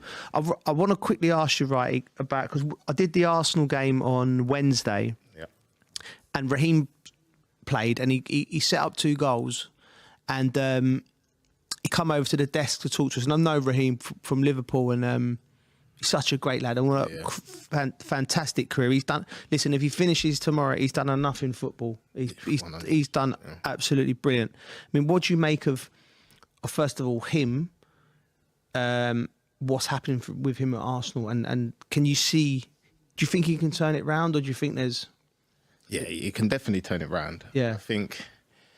There's so much difference in all 3 teams, City, Chelsea and Arsenal, the way they all play. I think when he was at City, he had places where he needed to be, like when Kevin put the ball in the box, he was always in the areas to tap the ball in. He's kind of, when he's signed now for Arsenal, he's kind of gone back to how it used to be when he was at Liverpool, where he had to create a lot more individually, and for not dribbling all the time for 3-4 years. It's only normal you're going to be a little bit rusty. Do you ever find it difficult when you're changing teams? Oh God, it's hard, isn't it? That's what I mean. It's really hard. When I came and met you guys at Chelsea, like, we played football completely different. Before, it was like, give the ball to Shaw, wherever he is on the pitch, he's going to get the ball, he's going to run all the way out there. I come to Chelsea, I don't need to be all the way back there because I've got players that are going to give me the ball. So then I had to figure out, right, this defender is way closer to me than he normally is. So that's when I had to start learning to play in the pockets. And people always used to say to me, you don't play the same way. I said, if anything, my football IQ's got a lot better since joining Chelsea, because now I've realised I don't have to do it all on my own. It's difficult. Like, imagine being a foreigner as well and changing, and people just expecting you to like just do what you were doing there. It's just so different. Yeah, it is. It can tweak. It's interesting you say that, because I remember when I went to Liverpool under Roy, and I've gone from Chelsea, Carlo Ancelotti, and it was like, you're popping it. I'm rolling into pockets. I'm starting in 10 yards further up the pitch. With most of the time we had possession of the ball. If I come in, people... And then, Roy, it was back to what I was doing at under-15s for England, 4-4-2, shuffling across. And I'm like, mate, I ain't quick enough or powerful enough anymore to do that. And then he wanted me to run 20 yards up the pitch and then dribble past someone. My legs would go in a little bit, but I just found it so tough. Do you know what I mean? So Raheem's leaving that Manchester City thing, we were so entrenched with everything they were doing, come to Chelsea, which was a mess when he walked into the door. And he did well at the start. Yeah, he did all right, man. He did, because he's a top player. But then again to Arsenal under a different style. So it is. So you got to give. It's hard to adjust for Raheem. It is.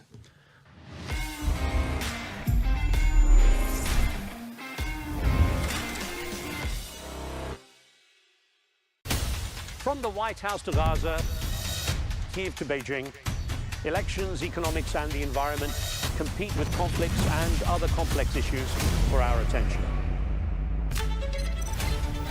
In an age of fake news, deepfake and artificial intelligence, they've got to have a vote and a say. It's important to look beyond the loudest voice to understand the truth. From newsmakers to groundbreakers. My campaign is going very well. Presidents, prime ministers, princes and peacemakers, and cultural tastemakers. As Arabs, as Middle Eastern, we're too emotional. Join me on the Riz Khan Show for empowering conversation.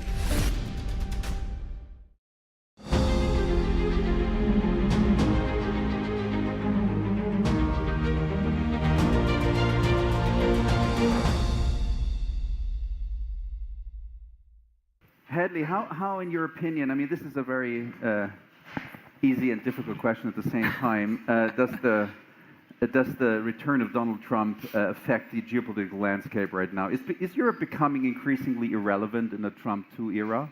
Well, it's certainly the narrative that we're hearing coming out of the administration, and no more so in the last 24 to 48 hours when we saw J.D. Vance essentially saying that Europe needs to defend itself without the United States. So this is an administration, I think, that has lobbed a hand grenade, if you will, into the last 100 years of geopolitics, certainly the last, if you look at the Middle East specifically, 60 years of U.S. foreign policy and global foreign policy when we look at the situation between Israel and Palestine. And I think, at least from the perspective of someone who's covered energy markets for 15 years, the Middle East for 20 years, and U.S. politics, this is a total upending of the global order. And if you speak to the Arab ministers that I speak to on a regular basis, there's a great deal of fear and also anticipation, because everyone recognizes that what we've been doing for the last 6 decades hasn't been working. So this is an administration that can either make things a heck of a lot worse or potentially come up with some new ideas, because certainly we're not getting anywhere with what we've been doing. Thank you. Bill, getting worse or new opportunities? Well, I've always been a huge fan of Europe. You know, when Putin invaded Russia, there was this narrative in the United States that somehow Europe would not hold together, that they would become fractionalized because of the gas, and that's not what happened. And part of this was that was the big fear. It was absolutely okay. In the U.S., there was a fear that Europe wouldn't hold because Putin would choke off the gas, and then what would the Europeans do? They would have to capitulate, etc. But of course, that's not what happened. They figured out how to do the regasification. They realigned things, and the Europeans came together. Europe will never, ever be inconsequential on the world stage. And I don't care who the U.S. president is, they are going to have to deal with Europe as long as Europe feels like they have to be dealt with. So with all of the changes that are coming in the new Trump administration, I think this is a time for Europe to become even more galvanized and find a way collectively to deal with what Trump is bringing to the geopolitical stage. And do you expect that to happen, or do you expect some forces of fragmentation as well? No. There will always be forces that will be attempting to fragment Europe. But again, I've got great confidence, great faith in Europe, and I think they will come together and find a way to push back on things that need to be pushed back on, and to find ways to move forward on ideas that are worthwhile. Bill, what advice do you have for European leaders in their future dealings with the new United States administration? Yeah, don't deal from a position of weakness. Don't think you are weak. If you come into discussions with the United States thinking that you are the lesser of the two negotiators, then you will get rolled. But you, again, you see that happening already? No, I don't know. I mean, I'm not going to judge where Europe is now. I will just tell you my sense of things is, President Trump admires strong leadership. And if the Europeans come in a consolidated form and collectively stand up, again, to the things that need to be pushed back on, I think President Trump will admire that in a Trumpian sort of way. Can you elaborate a little bit on that? No, I can't. No, Come on, Bill. Come on. Could be, we're just a few people here. Hadley, what mistakes during the first Trump presidency should European leaders, in your opinion, not repeat?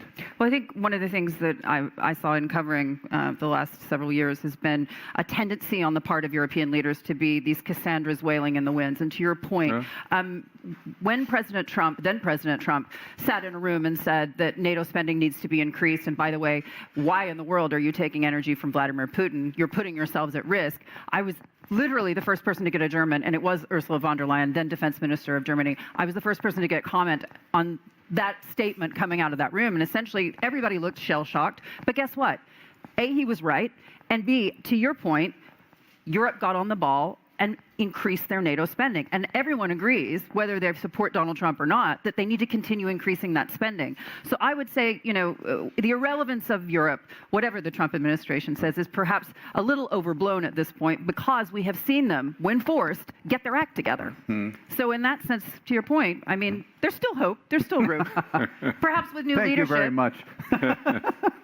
So are we increasingly moving, Hadley, towards a kind of a deal-based world order? And if that's the case, is Europe fit to face this new world order? I would say that that's in Europe's hands at this point, because we are in fact moving to that type of world order. And it's something, in covering the Middle East, for example, I've seen for many, many years now. The original rapprochement between Russia and Saudi Arabia, for example, given their history, no one on earth would have ever imagined that they would be as close as they are today. But they looked at the economics and they said, we have got to be friends. And at least if we're not friends, we can be frenemies. And that's what they've done on a number of issues. And whether they agreed or disagreed on what was happening in Syria or elsewhere, they've found common ground where they can. And this is the advice I would give to those in Europe. Yes, stand up for your principles, remain the center of Western democracy, if you will, even if the U.S. at times feels as if they're moving away from that. But you got to work with the people that you're given. And don't shy away from making deals where you can, because it's working for Donald Trump. And we've got 4 years to watch how this plays out. Who of the European leaders, Bill, is best equipped for having discussions with a probably far more aggressive U.S. administration than we used to be? Yeah, but before I hit that one, let me go back to that previous question, because I think it's important. Donald Trump is transactional. Everything is transactional. But Hadley's point, if you fall off your principles, if you forget why you're here, that you are the soul of democracy and representative government and the rule of law and all the things that are important to the Western world and, frankly, to the world at large, if you forget those principles, then you will live in nothing but a transactional world, and that's not good for anybody. You mentioned that I just got through teaching my class. What is it about, actually? So my class is on national security decision-making. Oh. So I have 25 students. Yep. So I put them in the White House Situation Room, and they role play. The President, Secretary of Defense, Secretary of State, Treasury, the Director of National Intelligence, the White House Communications. Your role? Well, I help coach them. But what I teach them is how you make decisions on the National Security Council are the same way you make decisions on the City Council and the Student Council. You have to understand the levers of power.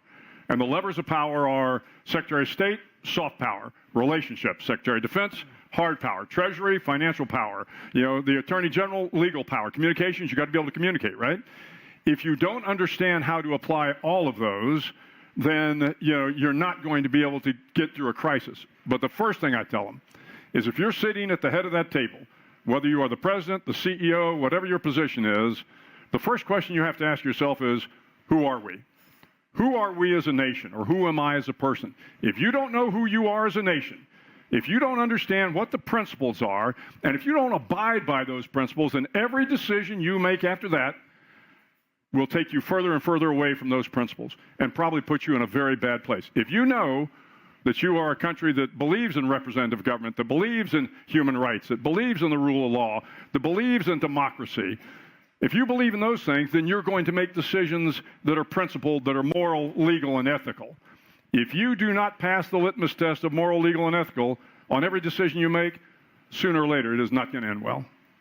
Who wants to be part of that class? Isn't that amazing? It's a fun class. Great kids. Thank you very much. There's this old saying by Henry Kissinger, if you want to call Europe, who do you call? Yeah. Who would you call these days? Same question then to you, Hadley. Who's the one you call, if you want to call? No, you first. Yeah, I don't know. I would call the EU. Who's? Well, again, I don't think you can go to one leader and expect them to speak collectively until they sit in a room and they understand the implications to all of Europe. Because if you call Germany, if you call France, if you pick someplace, you're going to get a little bit of a different response than if you ask the Europeans to act as Europeans. Okay. And so I wouldn't even venture a guess on who you call. Those days are probably a little past us now. But collectively, I still think the power is there, and the Europeans need to use that power in an appropriate fashion to make sure they don't get into all they have to do is be, transactional. That's not going to solve anything. Hadley, why do you think Bill didn't mention the name Ursula von der Leyen? My personal opinion on Ms. von der Leyen, I think she's a wonderful lady, and I think she has a job that can please no one at any time. So I think that it's a very tough job to be running, and I commend her for continuing to do it. My thought process on this, if you pursue the economics, or if you pursue the policies of economic suicide, as in my opinion Europe has over the last several years, whether it regards to energy or to growth over regulation, it gives you a lot less power when you're sitting in the room. And to your point, I think when you take a step back, and we are talking about a transactional person in the White House, and to being able to project some strength with regards to Donald Trump, yes, collectively, they'll be stronger together. What we saw happen with NATO several years ago, I think that Donald Trump was the greatest thing that ever happened to NATO, because it forced them to coalesce, it forced them to send more, it forced them to do more without the United States leading the way, if you will. So kind of a wake-up call? Correct, and I think that could be what's happening right now for Europe, because if you want Europe to band together, there's no better way than to tell them that they're irrelevant if they stay apart, and that's what he's saying. There's a sentence by Jean Monnet, I think in the 50s said, or 60s, the integration of Europe is kind of reflects the crises of Europe. So that might be hold true today as well. It's about growing your economy. If you have economic clout to throw around in the world, you are a player. And as you said, this is a guy who is a businessman. He's a real estate guy. Look what he's trying to do with the Middle East. He's not that difficult to figure out. Right. Just whatever works for him is what he's going to pursue. And we've already seen that for 4 years. And no doubt we're going to see that for 4 more. So I think it's the point where Europe has got to recognize that and figure out how they can get out of it what they need. From your many talks with those political heavyweights, Hadley, do you think that this message has already arrived, so to speak, in the hearts and minds of European leaders? I think there's a growing recognition that they're going to have to play a different game going forward, and use different tools with which to be heard. I mean, I think it's about giving something and taking something away. What's hard about telling someone with the biggest ego in the room, you know what, you were right about all that, but let's see how we can make a deal. Yeah. And Europe has a lot to make a deal with. Yeah. So I think that that's something that's on the minds of those leaders as they're sitting just next door waiting to hear Vice President Vance. Bill, let's return to the topic of decision making, because I think that's a very important thing. With this rise of, let's say, radical uncertainty, as kind of the new normal of international politics, how can nations and also international organizations adapt their decision-making processes in as much as that important, and how can they do that? In terms of international insurgency in particular? Well, when you think about the threats, in the military, we always talk about the severity of threat over the likelihood of the threat. So nuclear war is really severe, but the likelihood hopefully is pretty low, although at times it seems to be gaining. So you never want to take your eye off the ball on nuclear warfare, because the potential for things to go really bad, you have to put effort into that. But then when you go down that curve, you get to things like terrorism or insurgency, and they probably are not an existential threat, but you have to apply some resource to them. So when you think about the decision process for any country or the EU or whoever is dealing with this, is you want to make sure you are addressing the most significant threats first, and you're going to have to assume some risk. And you assume risk, oh, by the way, by having allies. If you don't have good alliances, if you don't have good alliances in Asia, if you don't have good alliances in the Middle East, if you don't have good alliances across the Atlantic, then your ability as a nation, whatever nation that might be, to deal with the threats that are out there, that are many, that are varied, is going to be greatly diminished. Build alliances, help people help themselves, and you're going to be a lot better off. So I think that the best way is to have strong alliances. So do you see the current administration in the United States following that path? No, I do not. I do not. And I think this is a problem, and they're going to find this out pretty quickly. What means pretty quickly, and what happens then? Well, there will be a crisis. It happens in every administration. It will be something unforeseen, something that none of us can take a look at now and say, oh, I saw that coming. Invariably, there's something that is out there that it's not the black swan, it's just we're not paying attention to it, and then it happens, and you can handle it a couple different ways, but you better handle it with allies. It's the old Churchill saying, the only thing worse than fighting a war with allies is fighting without them. And I think there's a lot of merit to that. So there will be something that will test the United States. It will probably test Europe. And when that happens, if we do not have a strong alliance, if the NATO alliance has been diminished, if we don't confront the Article 5 requirements, if we don't confront the threats that we know by partnering we can handle, we may not come out on the winning end of it. You said that happens to every administration. Yeah. Is there an example in your political career where that happens exactly the same way? Sure. So tell us about it. Yeah. So when I was at the University of Texas, I went there as an undergraduate, and in 1975, Vietnam fell, Saigon fell, and I was in school between 73 and 77, and I was going to be a Navy SEAL. I was, I wanted to join the military to be part of the warrior class. And in 1975, Vietnam was over, and it was disaster as the United States left Vietnam. And we had a Marine colonel who had been in Vietnam, was part of our ROTC instructor cadre. And those of us that were going to be warriors lamented the fact that we weren't going to have an opportunity to go to war. And he said, well, then, son, you haven't been paying attention. He said, every 10 years, the United States finds itself in a conflict. Well, it wasn't 10 years. About every 5 years, in my 37 years in the military, there was something. There was Bosnia. There was Kosovo. There was Panama. There was Grenada. There was Iraq I, Iraq II, Afghanistan. I mean, on and on and on and on. Maybe the audience also should know that you were directing the operation, the Osama bin Laden operation, right? I did, yeah. But so there is always something on the horizon, and a lot of times you don't see it coming.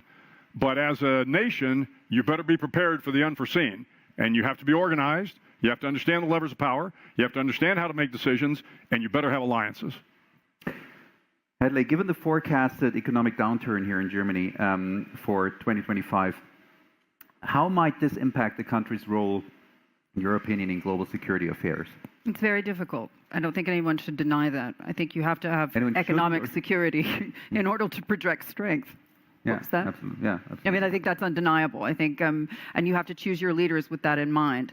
I have interviewed Olaf Scholz on a number of occasions, actually, and I never understand why he sits back down with me because I tend to beat him up.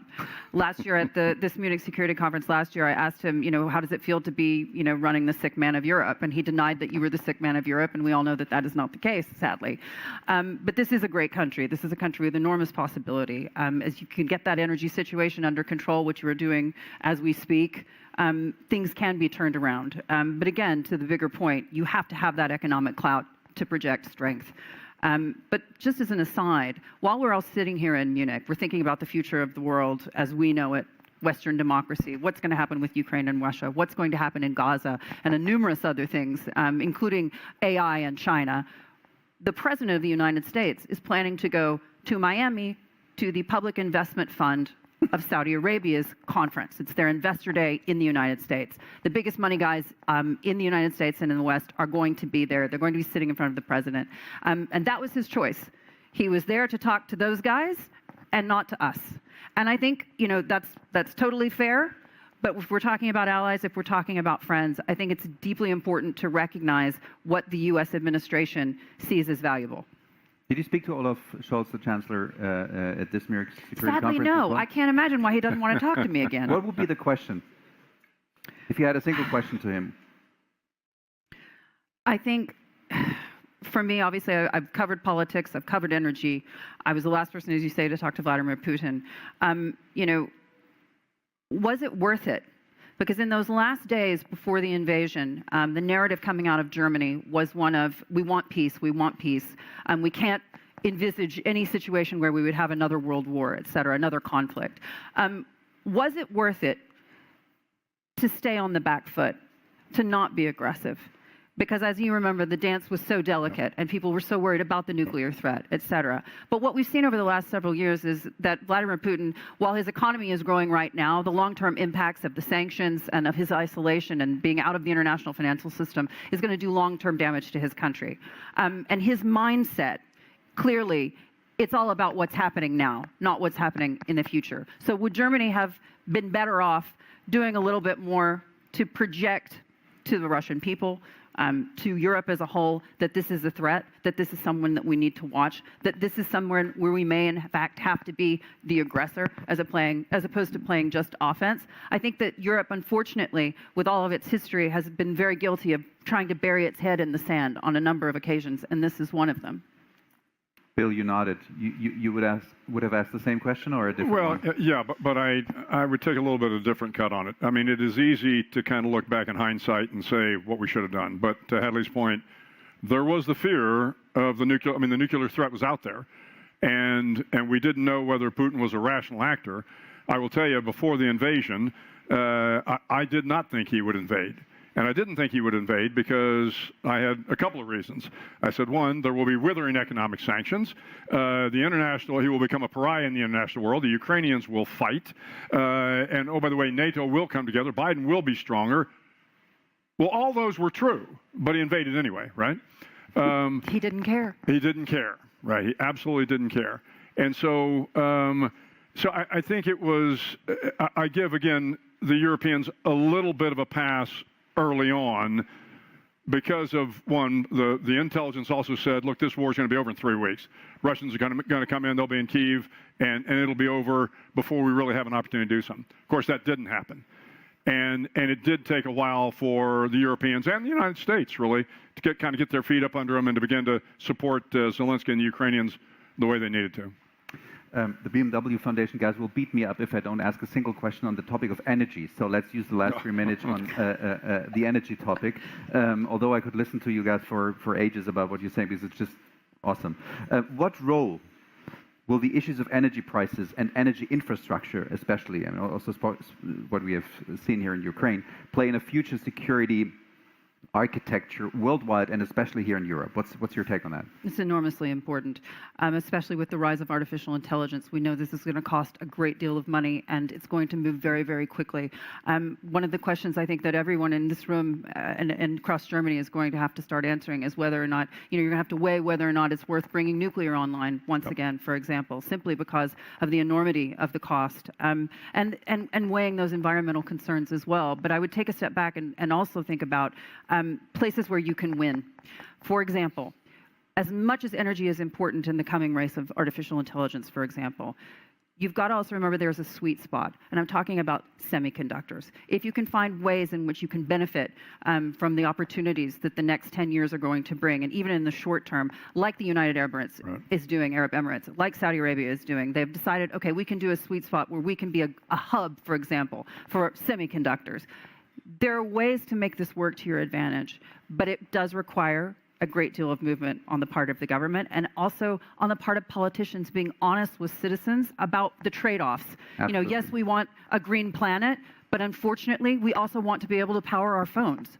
So, honest conversations with people about what that actually takes is something that everybody, I think, across Europe is guilty of not having had with their citizens, and I think they need to do that now.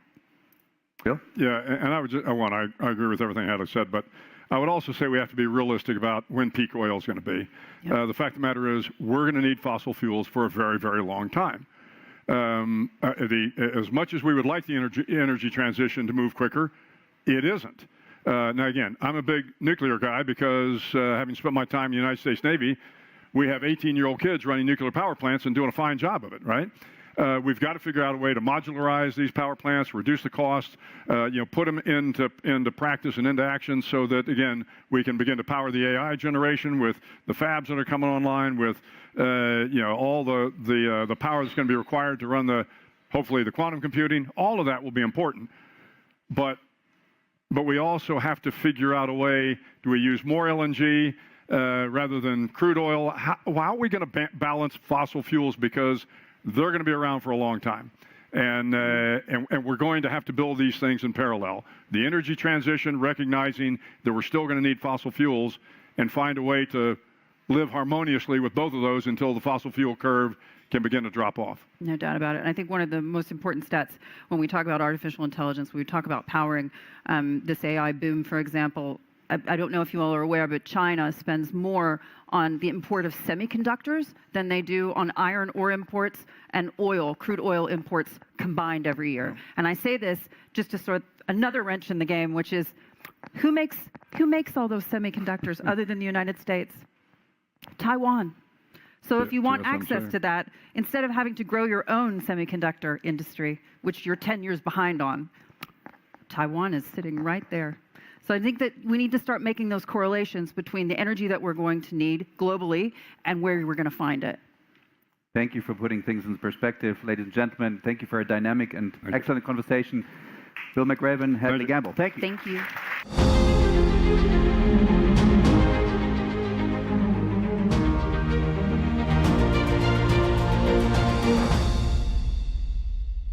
At Arabiya News, we go beyond the headlines. From the latest breaking news to in-depth coverage of global events. We're not bought or sold. Nobody owns us. The loss of life, the destruction of property.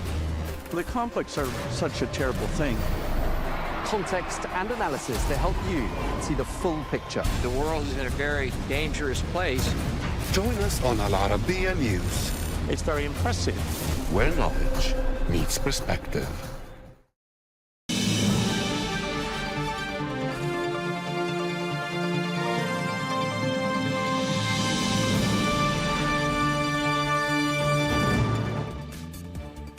Hello and welcome to Global News Today, bringing you exclusive interviews with leading experts every weekday here on Al Arabiya News. I'm Tom Burges Watson, and coming up in today's programme, Israel carries out the deadliest strikes on the Gaza Strip since the Israel-Hamas ceasefire took effect in January. More than 400 people have been killed. World powers condemn this renewed bombardment of Gaza, which Israel says was done because Hamas repeatedly refused to release hostages. And President Donald Trump and his Russian counterpart Vladimir Putin hold talks aimed at forging a pathway towards ending the war in Ukraine.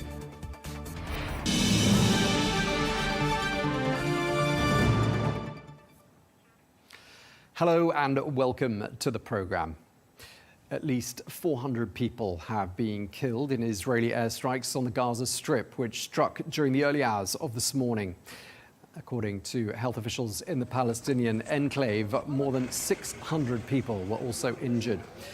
Well, this was the biggest wave of attacks since the 19th of January ceasefire took effect. And Israel says these extensive strikes across Gaza were the result of the repeated refusal by Hamas of a proposed extension of the ceasefire agreement and the release of hostages. Well, Hamas says that 4 of its senior officials were killed in this wave of attacks, which have sparked a strong global reaction. Saudi Arabia's foreign ministry says it denounces Israel resuming strikes on Gaza, quote, in the strongest terms. Meanwhile, France also condemned the strikes, and the country's foreign minister called for an immediate halt to the violence. Well, the administration of President Donald Trump was consulted on Monday by Israel regarding those deadly strikes in Gaza. The White House says that Hamas chose war by refusing to release hostages. Well, the White House press secretary, Caroline Leavitt, told Fox News that President Trump had made it clear to Hamas that, quote, all hell risked breaking loose. The Trump administration and the White House were consulted by the Israelis on their attacks in Gaza tonight. And as President Trump has made it clear, Hamas, the Houthis, Iran, all those who seek to terrorize not just Israel, but also the United States of America, will see a price to pay. All hell will break loose. Well, let's get more now. We can speak to Rosalia Bollen, who is a UNICEF official who joins us from the south of Gaza. Rosalia, thank you very much indeed for taking the time to speak to us.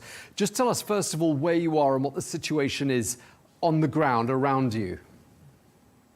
I'm in the UNICEF guest house in Al Mawasi, Rafah. It's a beachy area in the southern tip of the Gaza Strip. This is the area where lots of people had fled to throughout the war. With the start of the ceasefire, some families have returned to their homes, but others have stayed. So there's still a sizable population right around the guest house in this area. Just tell us what happened overnight. Huge airstrikes were carried out. Just tell us what you saw and heard. So at about 2:10 this morning, my colleagues and I were abruptly woken up by the sound of very, very loud explosions, very heavy bombardments, including in the vicinity of our guest house. And that continued for about 15 minutes, just relentless bombs, sometimes with only a few seconds in between them. Whenever a bomb hit, when there was an impact, I could see the sky lighting up. After those first 15 minutes or so, towards 2:30 a.m., the bombing subsided somewhat, and that's where I could start hear people scream outside. I heard people yelling right outside the guest house. I heard ambulances starting to arrive, the sirens of ambulances, and the sound of drones and airplanes flying over. That continues up to right now. There's just this constant rumbling of planes and the buzzing of drones. And throughout the day, I've heard occasionally explosions more in the distance. We've seen an important inflow of severely injured people into hospitals. Hospitals are overwhelmed. They're trying to cope with this inflow. Healthcare has been decimated throughout the first 15 months of war, and the hospitals that I've been visiting over the past couple of days, or before the bombardments, they've been facing some shortages. For instance, in Al-Aqsa Hospital, where I was just a few days ago, in the neonatal unit, nurses told me they've ran out of antibiotics. So it's in these conditions that they are receiving injured people. Okay, I mean, it sounds extremely frightening what you've been through, and it sounds like, as you say, hospitals were already struggling before this happened. I mean, just going back to, what happened as the bombardment began. I mean, what went through your mind at 2 o'clock this morning? What were you thinking, and did you feel like you yourself might be in danger? Yeah, it's been terrifying. It's been really tough, and when you hear those planes approaching, you're just on edge, because you know a bomb is going to be dropped. You don't know where it's going to land. You don't know when it will impact. So you're just sort of frozen for a couple of seconds as you wait for the impact, for the bomb to hit. During the war, we've been saying that no place in Gaza is safe, and we're back at that now, because we know that bombs have been hitting tents and shelters, including schools turned into shelters.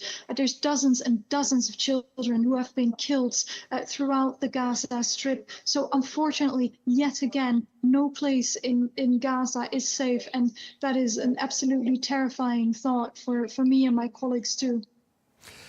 Yeah, I mean, the ceasefire has been in place for almost exactly 2 months now. I'm just wondering, what are people saying to you there? Do people say it's now collapsed, or it's about to collapse? I think fear has been hanging in the air for weeks now. We made a really good start with the humanitarian community during the first 6 weeks of the ceasefire, when we were finally allowed to fully operate, to pick up cargo from the crossing and to distribute life-saving supplies to families in need throughout Gaza. And the aid that we were able to pick up has been reaching children, has been reaching families. Because the needs are very, very high, we haven't had the luxury to pre-position aid in our warehouses and to build up a considerable stock of supplies. We've tried to push out as much aid as we could. We have some supplies left in our warehouses, but we do need the crossings to reopen to avoid those supplies from being depleted. But with the start of this blockade on aid supplies, on fuel, on cooking gas, fear has rapidly spread. As I've been engaging with parents and children throughout Gaza, I've had children asking me what I thought would happen next. There's parents asking me whether the war would resume. Parents have asked my opinion. What is it that I would do in their place? They have fled from Jabalia. They're here in Al-Mawasi. The thing they would love most is to return to their homes in Jabalia. But what if the war resumes? What if airstrikes intensify? Sure. So fear has been omnipresent, and it's heartbreaking that this nightmare scenario is now materializing. Yeah, and I'm just wondering, Rosalia, when people ask you questions like that, you know, what should we do? Is this the end of the ceasefire, and has the war begun again? I mean, what sort of things are you saying to these people? Over the past couple of days, I've mostly engaged with children who were asking me those questions. It's extremely difficult. It's very awkward. You want to give an honest answer. The honest answer is that I don't know what is going to happen. I didn't know a couple of days ago that this would happen, although I've been quite fearful. I've told children to listen to their parents and to stay closely with their parents. As of today, UNICEF has been calling for an immediate restoration of the ceasefire, and I can only fondly hope that those calls will be heeded. Just tell us a little bit about what UNICEF's activities on the ground there in Gaza have been and are today, despite what I'd imagine is a good deal of chaos all around you. Yeah, our activities haven't halted, despite the near impossible conditions. These are really frustrating conditions to work in, and it's frustrating that the gains that we achieved at the beginning of the ceasefire are being so rapidly erased. But UNICEF has all sorts of programming in support of the provision of essential services. So, for instance, mental health activities organized for children, informal education in temporary learning centers, routine immunization, cash assistance programming. The most vulnerable families inside Gaza receive digital cash assistance from UNICEF in an e-wallet, and that assistance continues. And I just want to pick up on what you were saying a little earlier about the situation faced by medical staff there in Gaza. I mean, we're hearing from the Red Crescent that hospitals are currently completely overwhelmed. I mean, as you said, there's been 15 months of bombardment. 400 people have been killed, more than 400 people have been killed in the last 24 hours, more than that number injured. How can hospitals there in Gaza do anything to help the injured, given that they had such inadequate resources before these events even happened? They have to improvise. They have to make do with the means that they have. Thankfully, during the ceasefire, we have been able to bring some supplies in, including UNICEF. We have been bringing health supplies in, medical disposables, obstetric kits to help deliver babies, specialized equipment for neonatal units, for instance, warmed lamps, patient monitors for neonatal intensive care units. But so much more is needed. And what is really frustrating is that we have those supplies, including health supplies, ready to be moved in if only we were allowed to bring them in. For instance, UNICEF has 20 ventilators. Those are machines to help preterm babies breathe. The lungs of preterm babies who are born too early, aren't fully developed yet, and they need support to breathe. So those machines are ready right outside of Gaza, but we're unable to get them and to bring them in and to bring them to hospitals. Just lastly, before we let you go, I mean, life was extremely challenging, as we were saying before this latest bombardment. I'm assuming morale is extremely low, even lower than it probably was yesterday. It was probably low yesterday. How would you describe the overall mood and feeling around you there in Gaza, Rosalia? It's just heartbreaking to see and to speak with people. Families feel abandoned by the world. They feel abandoned by the international community. They've been through so much. They're worn out physically. They're worn out mentally. And now this resumes at a brutal pace, at a very high scale, with reportedly hundreds and hundreds of people killed. So the hope that families had, and especially that children had, is being shattered, and that is just horrific. Okay, well, we wish you and your colleagues at UNICEF all the very best, and thank you very much for sparing the time to speak to us. Rosalia Bollen, thanks again. Thank you for having me. Well, let's get some more analysis so we can cross to Birmingham in the United Kingdom and speak to Professor Kamel Hawash, a Palestinian academic and political analyst. Professor Hawash, great to have you with us once again. Let me just start by asking you, first of all, a very basic question.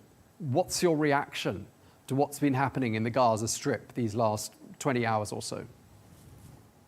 Well, I woke up during the night at around 4 o'clock, and I checked my phone, and I saw the horrendous reports from Gaza of more than 350 people at that time being killed, and the number is escalating. This is horrendous barbarism by Israel. From the Palestinians feeling there's a ceasefire, it just went on and killed over 450 people. It claims it is targeting Hamas. Let them tell us if they have killed 450 Hamas members, or if not, how many civilian children and women they have killed. It's the most appalling thing we can have, when Israel should have been adhering to an agreement it signed, a ceasefire agreement that should have been transitioning from one phase to another, leading to an end to the war and to the rebuilding of Gaza. Professor, I'm going to put the same question to someone from the Israeli side in just a moment, but I want to get your opinion as well. I mean, why has the ceasefire deal sort of fallen by the wayside? I mean, there was supposed to be a very clear phase one, a very clear phase two. What happened to that transition, and why are we in this limbo phase of this extension, or these demands for extensions of phase one? Why not simply phase two? Because Israel doesn't want to end this war, this aggression on the Palestinians.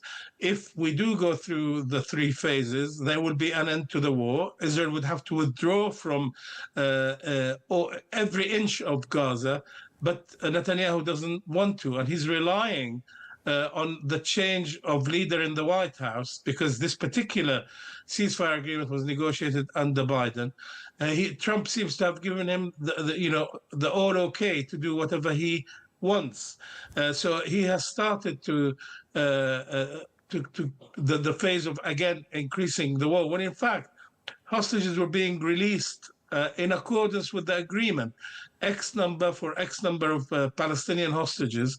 But Netanyahu is not satisfied. He wants to get more and more, and he thinks that by attacking what he calls Hamas targets, that this will put pressure on Hamas to concede more in this renegotiation.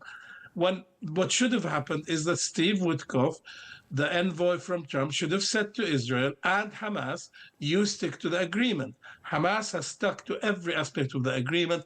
It is Netanyahu who has breached this, because what he really wants is to get the hostages out and then complete the demolition of Gaza, leading to the possible expulsion of the Palestinian people, and he will fail.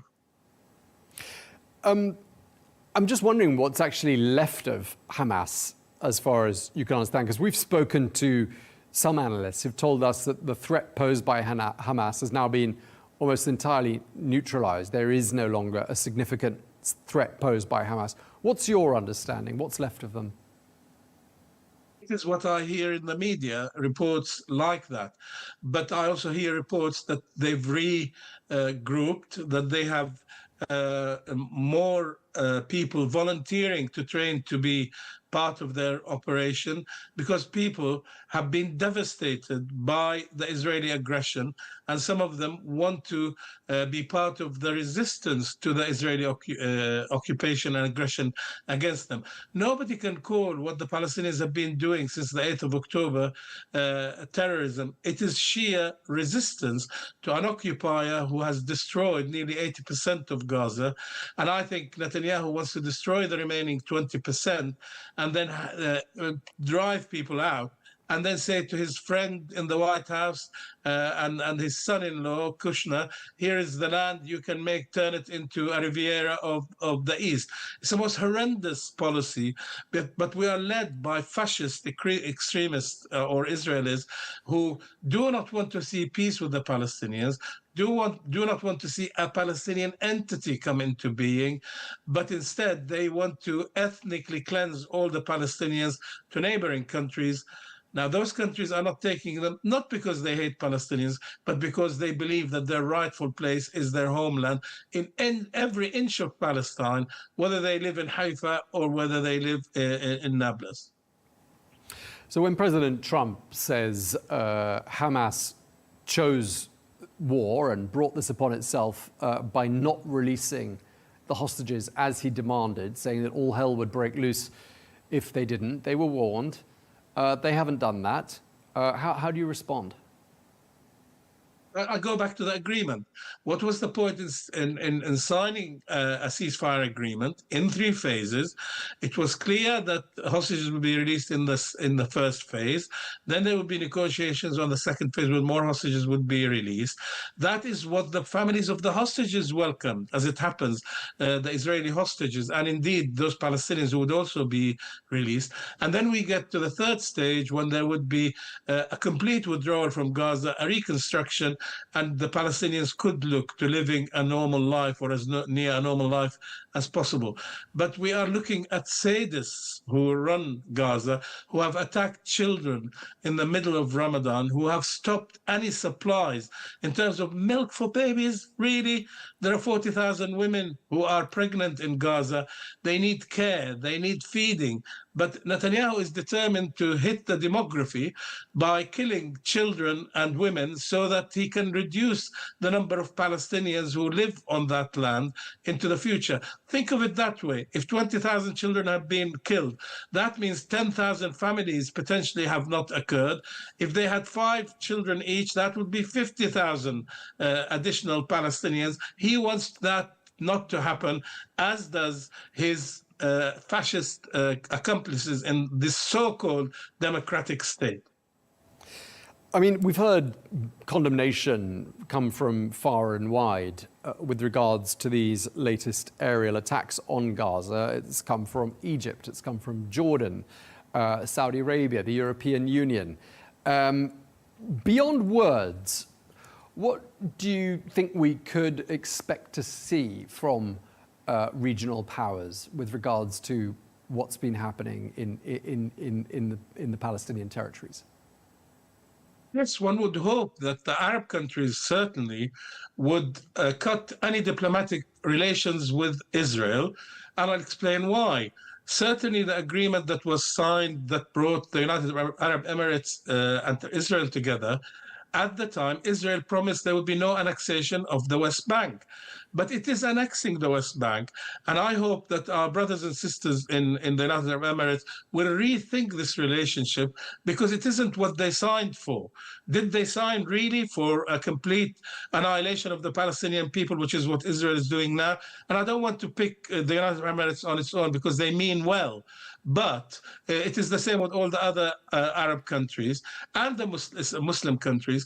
There shouldn't be a representative of Israel in any Arab or Muslim nation, not because they hate Jews, but because they disagree completely and abhor what Israel is doing. You can't talk to people who are killing children, as they are now, slaughtering children, and who have made it very clear they want Palestinians to be ethnically cleansed. No one, including the British government, I don't just talk about the Arab governments. How is it that the human rights lawyer Keir Starmer, the Prime Minister in the UK, who once said Israel had the right to cut off water and electricity, well, they've done it again, but he has done nothing. And he should suspend any aid in terms of military aid or arms sales to Israel, and he should not be supplying any intelligence to Israel, which it is using to kill Palestinians. Just lastly, I mean, we were hearing from a UNICEF spokesperson before we crossed to you. She said nowhere is safe in Gaza, and yet we understand Israel has issued some evacuation orders in Gaza. Not sure where people are supposed to go. What's your understanding from talking to people on the ground of exactly what the reality of the situation on the ground in Gaza actually is? They realize that nowhere in Gaza is safe. A lot of them returned, for example, to northern Gaza. We saw those amazing pictures of this attachment to the land of people going back to the north and building or assembling tents and so on near their homes or on their land, because they are that connected to the land, unlike the Israeli settlers who have vacated the settlements but won't go back. The Palestinians are attached to this land, and they will not stop being attached to this land. And remember that as part of the ceasefire agreement, 60,000 mobile home units should have been entered into Gaza. But Israel doesn't want that, because it wants to move the Palestinians south and then push them as hard as possible to leave what they would call voluntarily, when in fact they've given them no choice if they are to survive with their families. Okay, well, thank you very much, as ever, for your time. Professor Kamel Hawash, always a pleasure speaking to you. Thank you.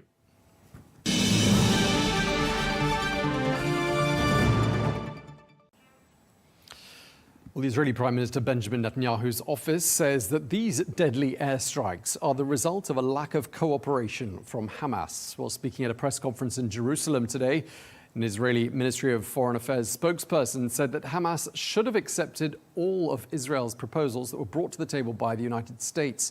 Well, Israel is demanding that Hamas release all the hostages. Hamas rejected 2 concrete mediation proposals presented by the U.S. Special Envoy Steve Witkoff.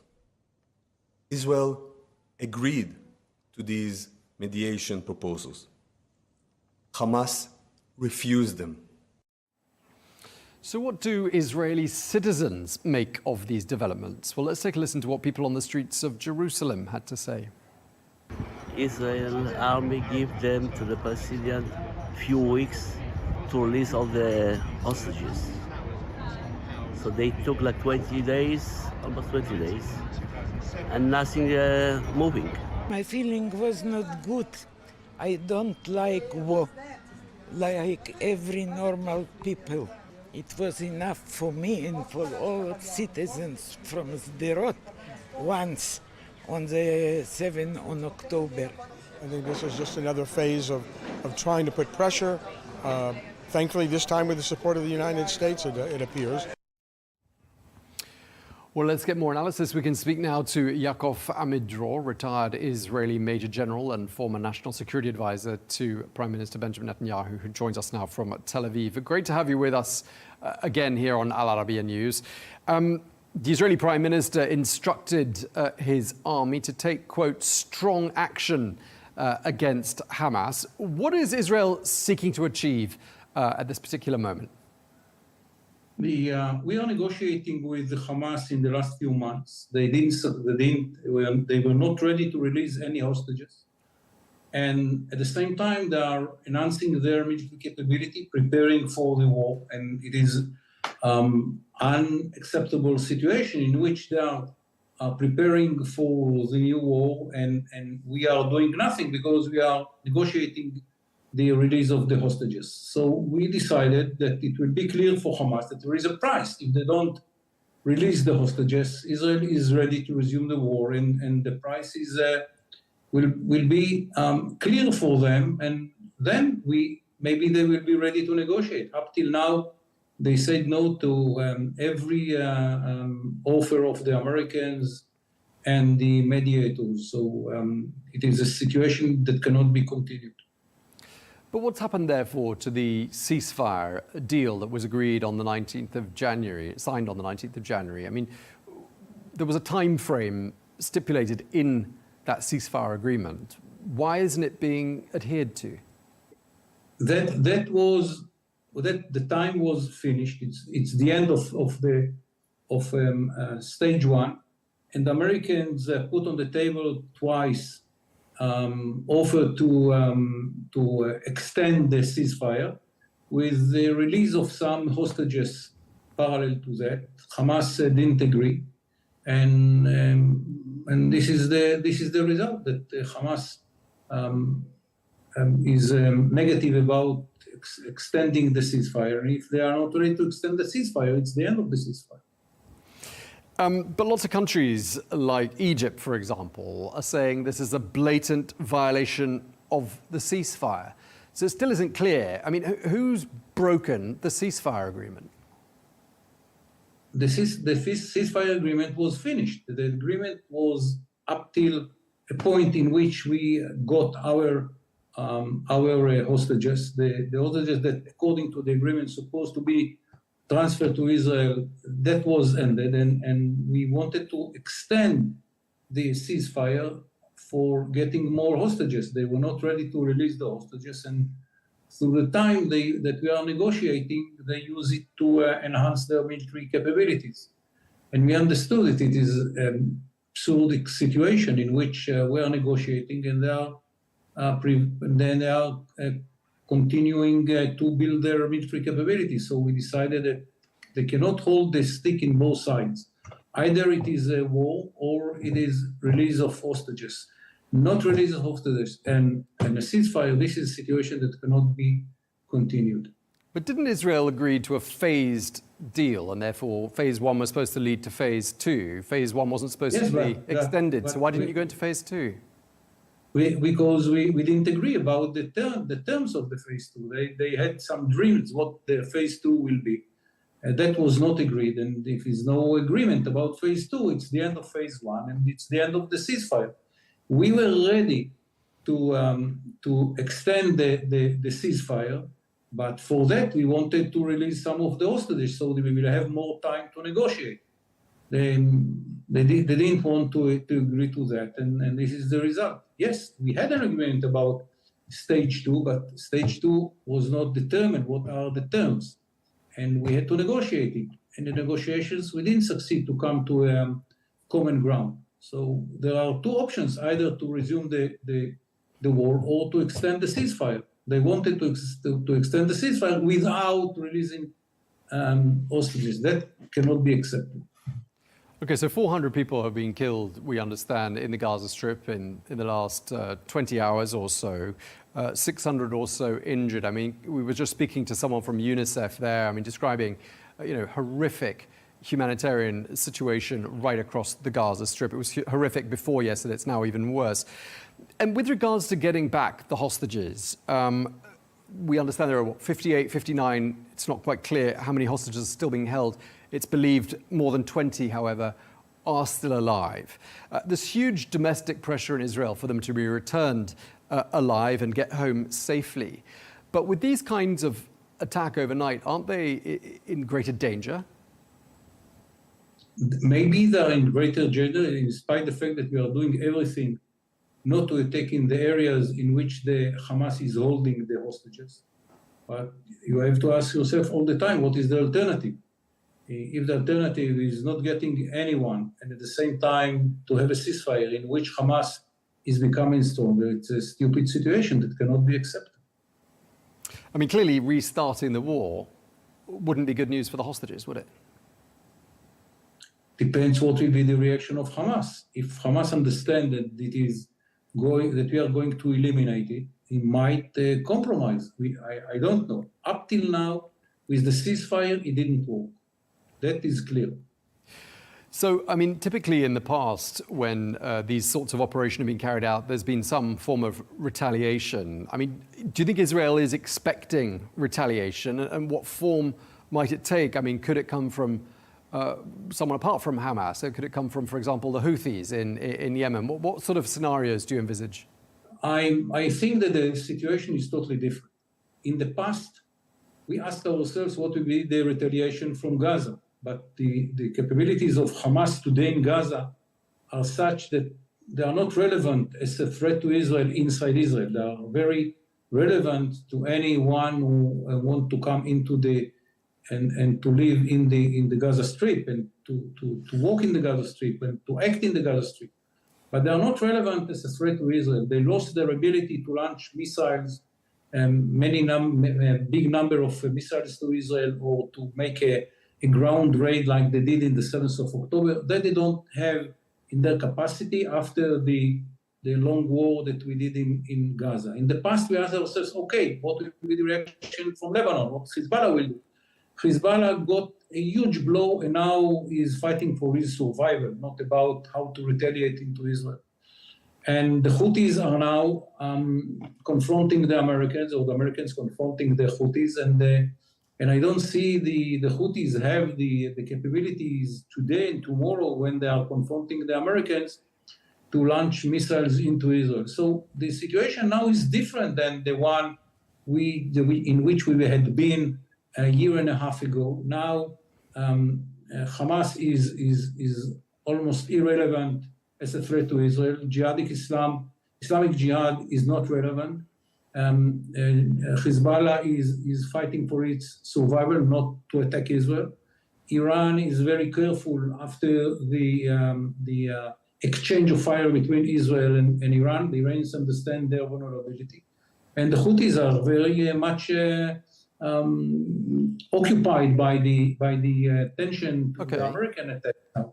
So for the strategic situation of Israel is much, much better.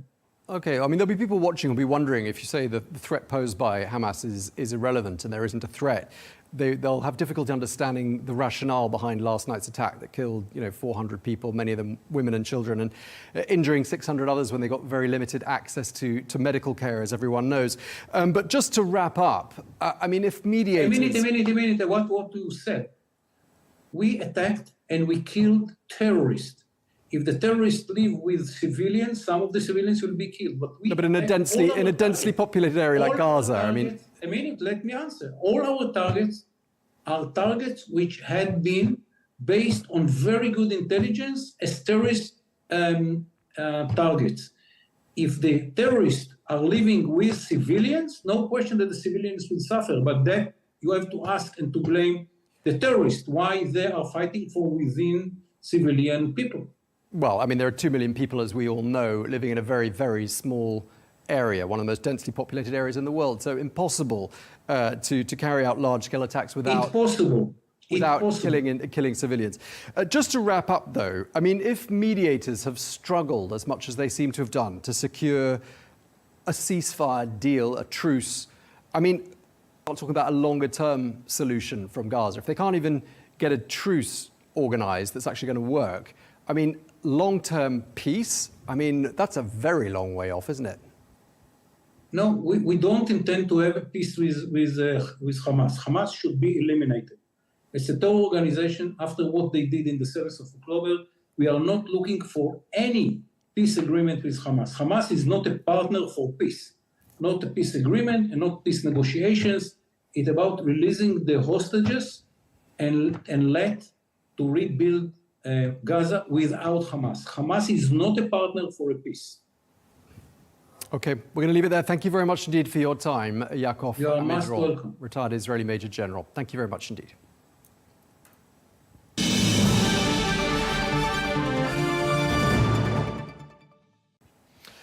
Now, the US President Donald Trump and his Russian counterpart Vladimir Putin have spoken by telephone. This as pressure mounts on Russia to accept a ceasefire deal to end the war in Ukraine.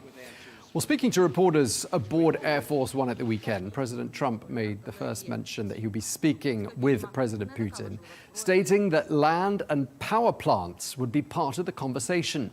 He described it as, quote, dividing up certain assets between Russia and Ukraine. We'll be talking about land. It's a lot of land. It's a lot different than it was before the war, as you know. And we'll be talking about land, we'll be talking about power plants, because that's up, you know, that's a big question. But I think we have a lot of it already discussed very much by both sides. You'll ask him Ukraine and Russia. You'll ask him to We're already talking about that, dividing up certain assets. Yeah, and they've been working on that. President Trump speaking there aboard Air Force One. Well, let's get more now, and we can speak to Carla Sands, former US ambassador to Denmark, Greenland and the Faroe Islands under President Trump. Thank you very much indeed for joining us once again here on Al Arabiya, Ambassador Sands. Great to have you with us. What can a telephone call achieve? Can it create the necessary pathway to ending that war in Ukraine, do you think? Well, I think it's certainly the first great step, right, Tom? There were no telephone calls in the prior administration. I don't think Joe Biden spoke with Vladimir Putin the entire time that the war went on. And that's a tragedy because people are dying. President Trump wants to end the war and stop the killing. I think the globe can be really pleased about this first step. And certainly talking is the first step. Again, in terms of concessions extracted from the Russian side, I mean, what realistically can we expect President Trump to obtain? Because he's got to obtain something, hasn't he? He does. So I don't think either side is going to go away entirely happy. I think that both are going to give up some of the things on their wish list. I'm sure both have a few non-negotiables. But the fact that they're talking in this granular way so quickly is really encouraging. I think they both want to be done with the war. Well, I know Zelensky has personally and some of his inner circle profited from this war. I think he said he's misplaced around $100 billion that he says it's mysterious. He doesn't have it. He can't account for it, of the money that the U.S. government, U.S. citizens, because it's tax dollars, sent to him. So that's discouraging, and hopefully we can get some of that back to help with the DOGE effort of reducing corruption in the United States and helping our country. But I'm encouraged that Zelensky and Putin are now both in discussion with the U.S. government. And I'm thrilled that they were able to make progress even in Saudi Arabia not long ago. So this is a wonderful, hopeful first step. And now we just have to see, how do they complete this process? Yeah, because it's not without political risks for President Trump, is it? I mean, this is risky business, because supposing, that call and future efforts yield zero results, I mean, that's not a great outcome for President Trump, is it? Well, I think having the dialogue is the first great step. So that is in itself an achievement, since it hasn't happened in 3.5 years. So let's just reflect on that positive step. And there may be 2 steps forward, 1 step back. I don't know. Zelensky already retreated 3 times on signing a minerals deal with the U.S. And now I think he came out a few days ago and said, oh, by the way, I want X. He wanted some other guarantees. So I don't know if he's a reliable partner. I hope that he is, and that we can get the deal done between Putin and Zelensky. But it's been Zelensky that's been, in fact, I think President Trump even said, look, the hardest actor in this bringing this together to a head has actually been the Ukraine piece. So, and that was disappointing to hear. But I think there's no way that this war actually ends in a victory for Ukraine. They don't have a pathway to win the war.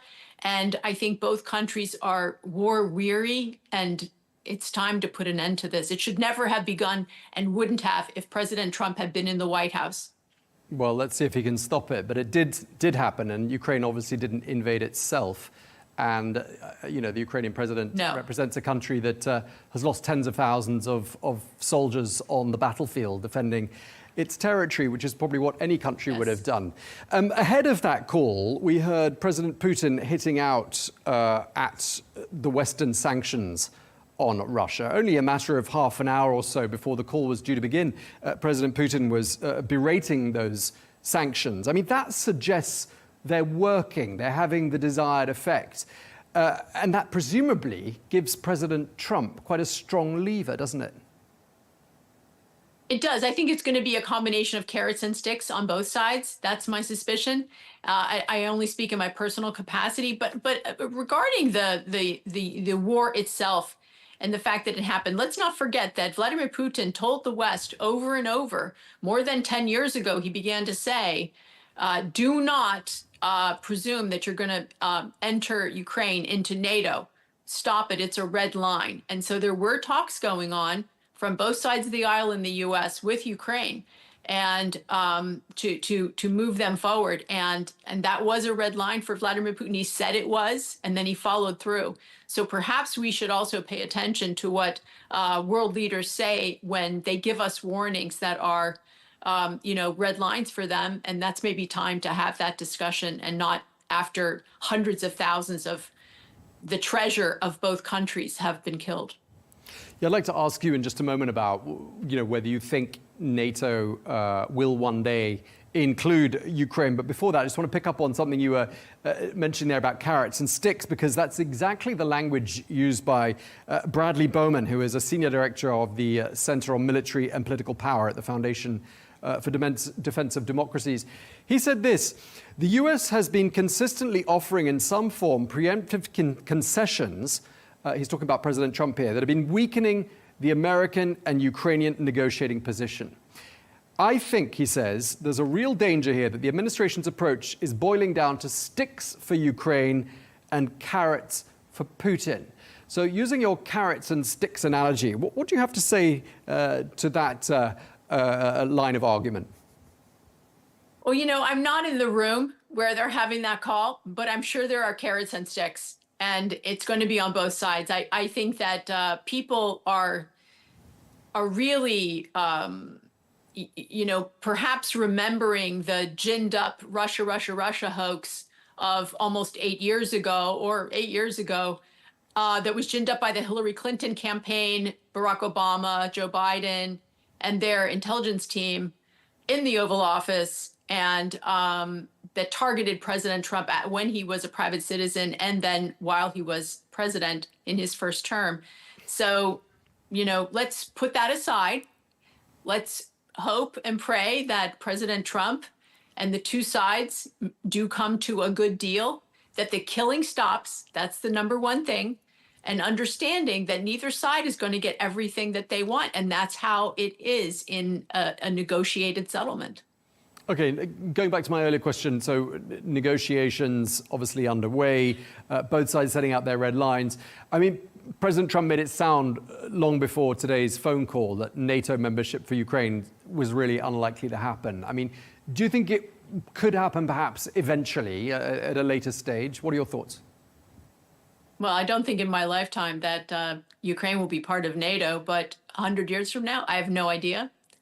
But certainly not in the near future.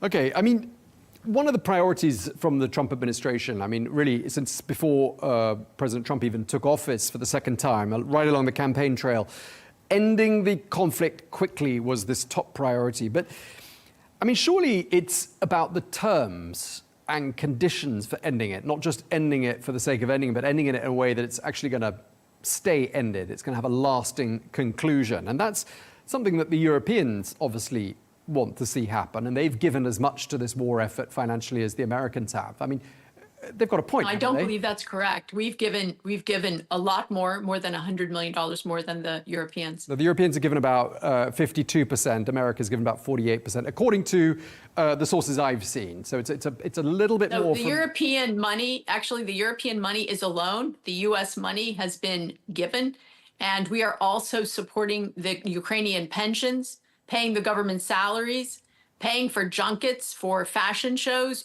The spending. The U.S. is not just funding the war. We are funding Ukraine's lifestyle, and it has to stop. Well, it is a country at war, and as I said, they didn't ask to be invaded by Russia. When it comes to divvying up the assets, as President Trump put it on Air Force One, I mean, Ukraine's presumably part of that conversation as well, isn't it, given it's their sovereignty, their assets? Yeah, yes, of course. But let's not forget that this war didn't have to happen, that there was a negotiated settlement in early 2022, and Joe Biden and Boris Johnson basically put the kibosh on that settlement, and that was agreed on between Zelensky and Putin. So, this war did not have to happen. It wasn't just, we had a weak president in the White House, but there was a negotiated settlement. The war powers in the world wanted this war, unfortunately. And so this is a tragedy. It's a tragedy on both sides that people have died. I'm just glad that it's coming to a conclusion. Yeah, I mean, today happens to be the 11th anniversary of the annexation of Crimea, the Crimean Peninsula, by Russia. I mean, this goes back a lot longer than just a couple of years ago when this particular war started. I mean, surely the annexation of Crimea by Russia wasn't also Ukraine's fault, and it wasn't President Biden's fault because he wasn't president at the time. That's right. It was another weak U.S. President Barack Obama, when Vladimir Putin invaded the Crimea. And then he built a giant bridge, and then he drove a truck over it just to show ownership. Yes, he did annex Crimea. I mean, it does feel like President Zelensky is getting a lot of the blame from the Trump administration. I mean, and for unnecessarily, they say, prolonging the war. I mean, he's simply defending his country, isn't he? I mean, you have to hand it to him. Yeah, I really don't want to get into my personal thoughts about Zelensky as a leader. I'm sorry. I mean, what he did in the White House, in the Oval Office, about 2 weeks ago, was so appalling. His behavior. I'll just share with you. If I was receiving money from, say, my banker at my bank, and I go in to get a loan from my banker, and my banker says, XYZ to me, I would be like, okay, thank you very much. Okay, can I have the loan? Yes, you can. Okay, thank you. And I would shake my banker's hand, and I'd be appreciative, and I wouldn't be arguing. I wouldn't be interrupting. I wouldn't be saying, oh, well, I want you to throw in this and that along with my loan. The display that Zelensky put on in the Oval Office, in my opinion, was really appalling. One voice we've heard from here at Al Arabiya in the last 24 hours has been that of John Bolton, former National Security Advisor. I don't know what you think of him, but he was asked by my colleague, can President Putin manipulate President Trump? And his reply was, I think that's very likely to happen. What are your thoughts? Well, I don't want to speak ill of John Bolton. We worked together when he was the NSA in the Trump White House. We worked on important issues for American security. And I think that's about all I can say about John Bolton. Okay, fair enough. What happens if no deal can be reached? Where does that leave the Trump administration? What are its next steps?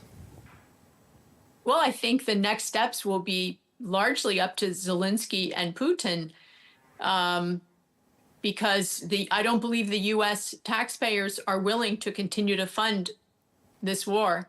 And so perhaps Europe will step in. I don't know that. They've been talking, but don't seem to have a credible plan that they've been able to put together. They seem to want to do something, but not able to come to a consensus.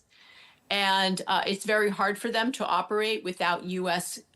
Military involvement, because their capabilities simply have not developed in the years since Barack Obama in 2014 said we need you to put 2% toward your defense, and we need you to have a credible, capable defense, well funded with trained military fighters, and they still have a way to go, unfortunately, to meet the NATO requirements. They all get a report card. Every country gets a report card from NATO that's in the alliance, and many of them are failing. They're just not delivering what is needed to be delivered. Just lastly, I'm being told we're nearly out of time, but I just wanted to ask you this. I mean, President Trump spoke quite often about President Putin on the campaign trail, spoke of his relationship with President Putin. I mean, how would you characterize that relationship, Ambassador? Well, I would like to think that President Trump can pick up the phone and call any world leader. I think that's the goal. I think that, in fact, should be the goal for every world leader, that we have a dialogue with the peers so that if there is something happening, there's communication. It's the first step toward resolving a dispute. And I think that with communication, you can attempt to have a diplomatic resolution rather than having kinetic war, which is something that I think most of us just don't want to see in our countries. Most people watching your show want peace in their country, and they want prosperity, and they want to be able to pass on a good life to their kids. And war interrupts all of that. And it's terrible. It's a terrible thing. President Trump is not part of that military-industrial complex. He wants to spend money to have a credible defense. He wants to exercise and be ready for conflict to prevent conflict. You have to prepare for war to prevent war. Weak nations are vulnerable and invite conflict, invite war. So we have to be strong. And President Trump is strong, and he will have a good relationship, a working relationship with every world leader at some point during his presidency. I truly believe that. All right, we're going to have to leave it there. We really appreciate you taking time out of your very busy schedule to speak to us, former U.S. It's a pleasure, Tom. Thanks. Carla Sands, thanks again for your time.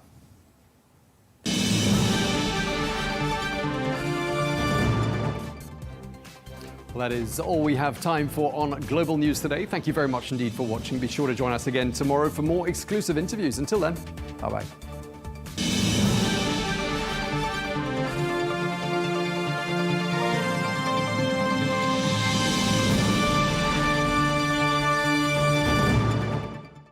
At Arabiya News, we go beyond the headlines. From the latest breaking news to in-depth coverage of global events.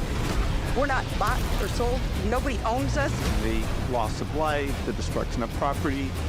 The conflicts are such a terrible thing. Context and analysis to help you see the full picture. The world is in a very dangerous place.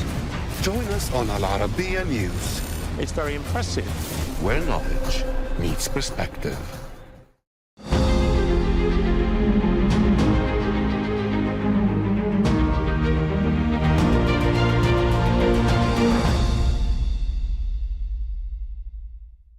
Hello and welcome to Al Arabiya News. I'm your host, Michal Prendergast. I'm thrilled to say I'm joined by the star of Shark Tank USA and millionaire investor, Kevin O'Leary.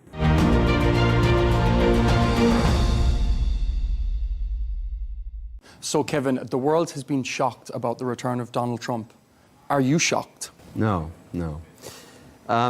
The Democratic Party lost its way. They're no longer in touch with the electorate.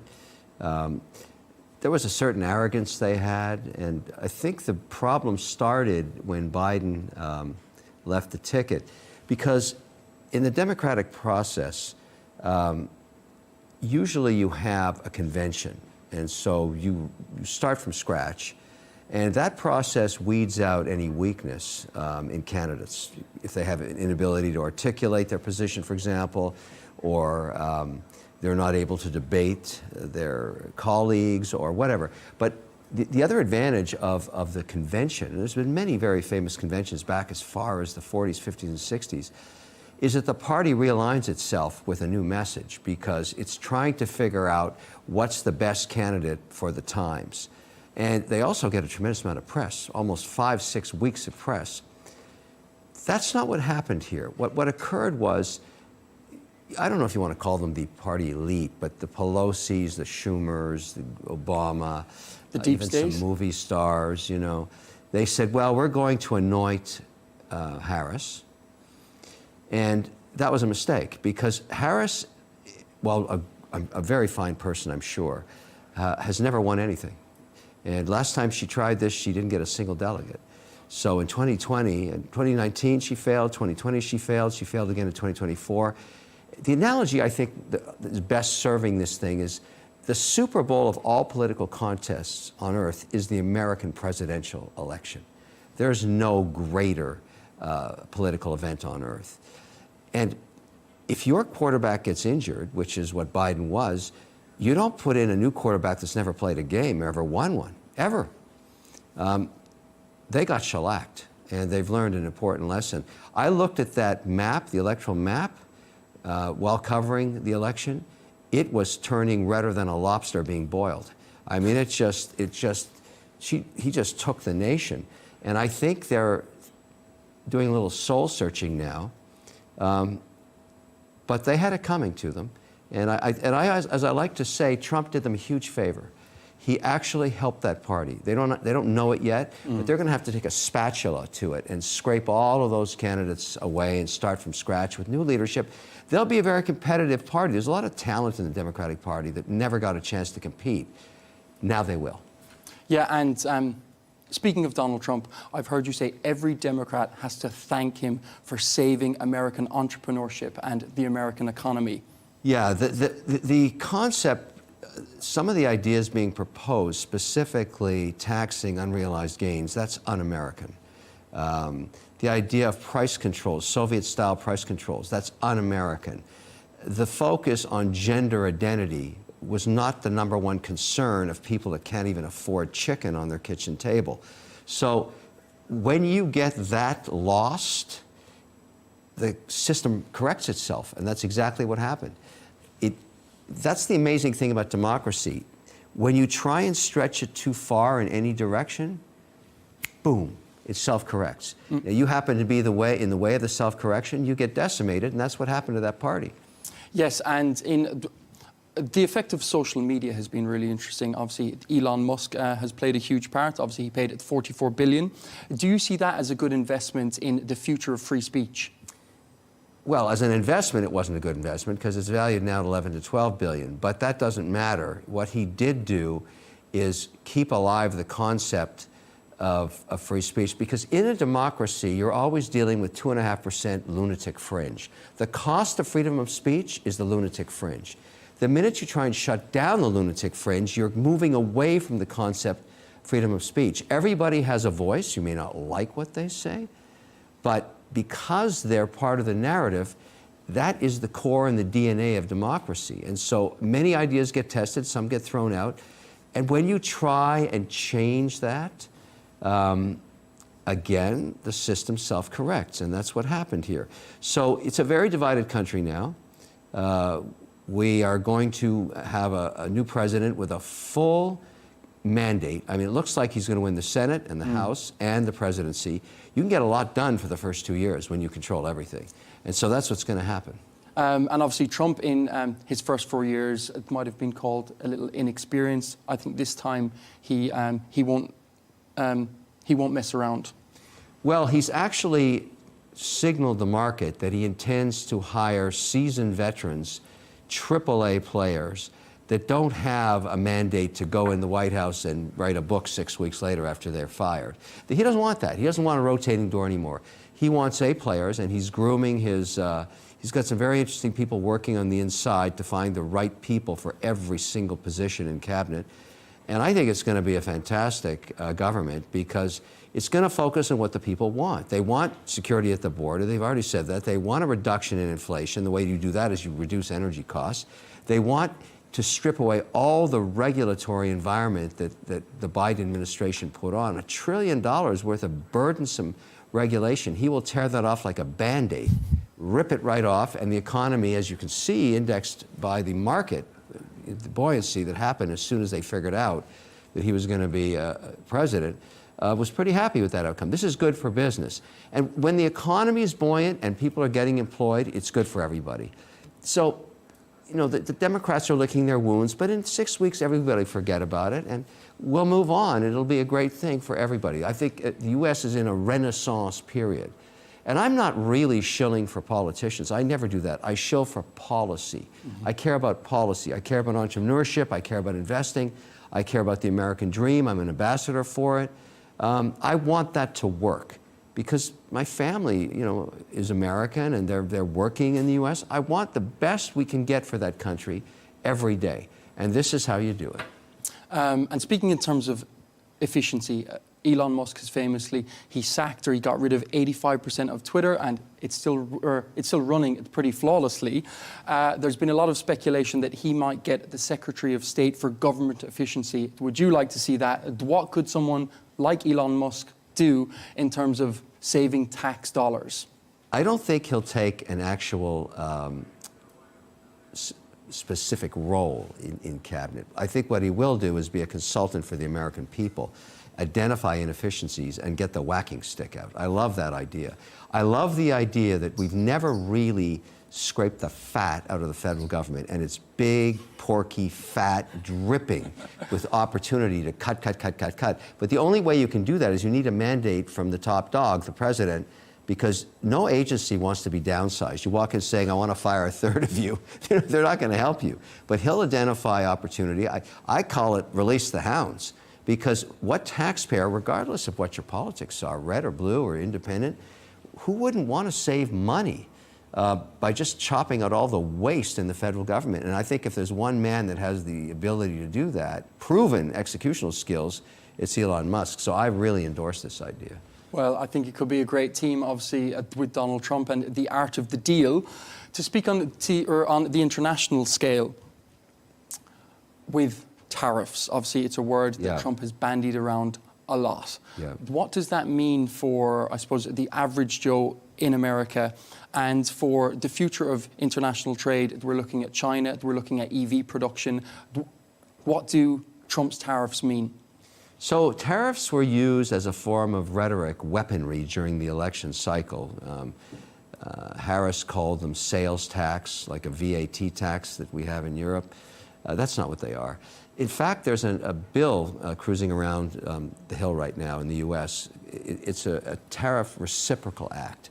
And what it says is any of our trading partners that impose tariffs will put a reciprocal, identical tariff. So if Germany puts 10% on cars, we'll put 10% on their cars coming to the US, that kind of thing. And of course, there's a new act, the new NAFTA 2.0, if you want to call it that governs Canada, the United States, and Mexico, big trading partners. The one entity that I think you're going to see a lot more pressure on is China. China doesn't abide by the rules of the WTO. They joined in 1999 with all kinds of promises to play by the rules, and they never did. So I'm an advocate for using tariffs to squeeze their heads like teenage pimples. And the way I point that out is to say, look, the only way a supreme leader stays in power perpetually is everybody has bread and butter. You have to have a job, otherwise you ride against the supreme leader. And that's just the way it is in a communist dictatorship. So the way you squeeze the supreme leader's head is you say, look, let's pick a sector. I'm just going to use an example. Yoga mats. Let's say the US orders 1 million yoga mats a week from China. You put a 400% tariff on it.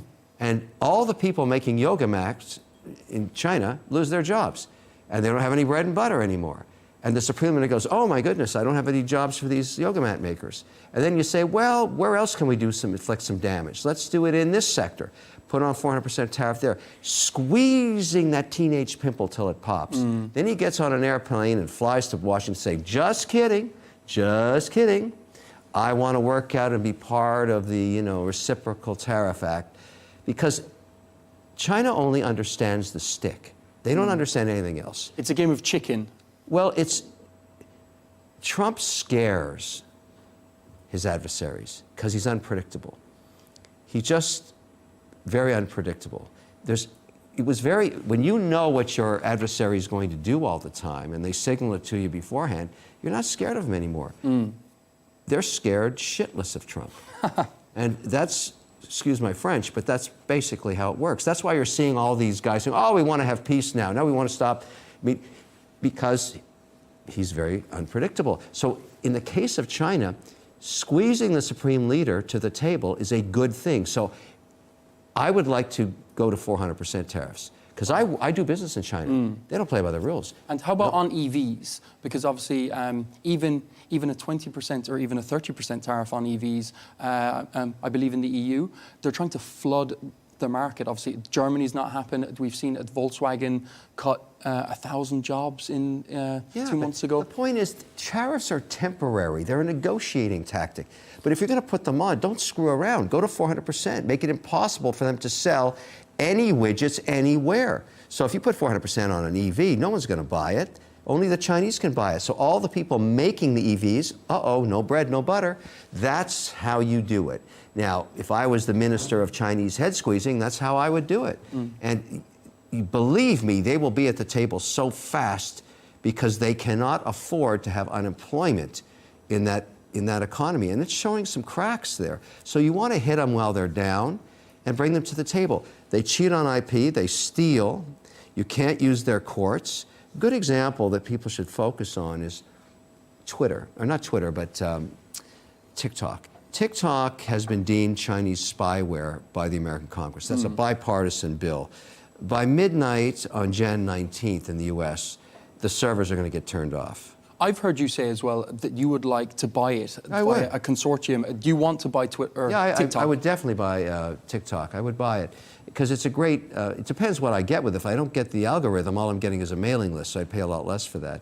But we'll see how this goes because remember, they did this in India. After 4 years, they had 200 million users on it, and the supreme leader would not, play by the rules with the Indian government, and they said, we'll just turn it off. And everybody was squeamish for a week, and then they forgot about it. They just drifted onto other social media platforms.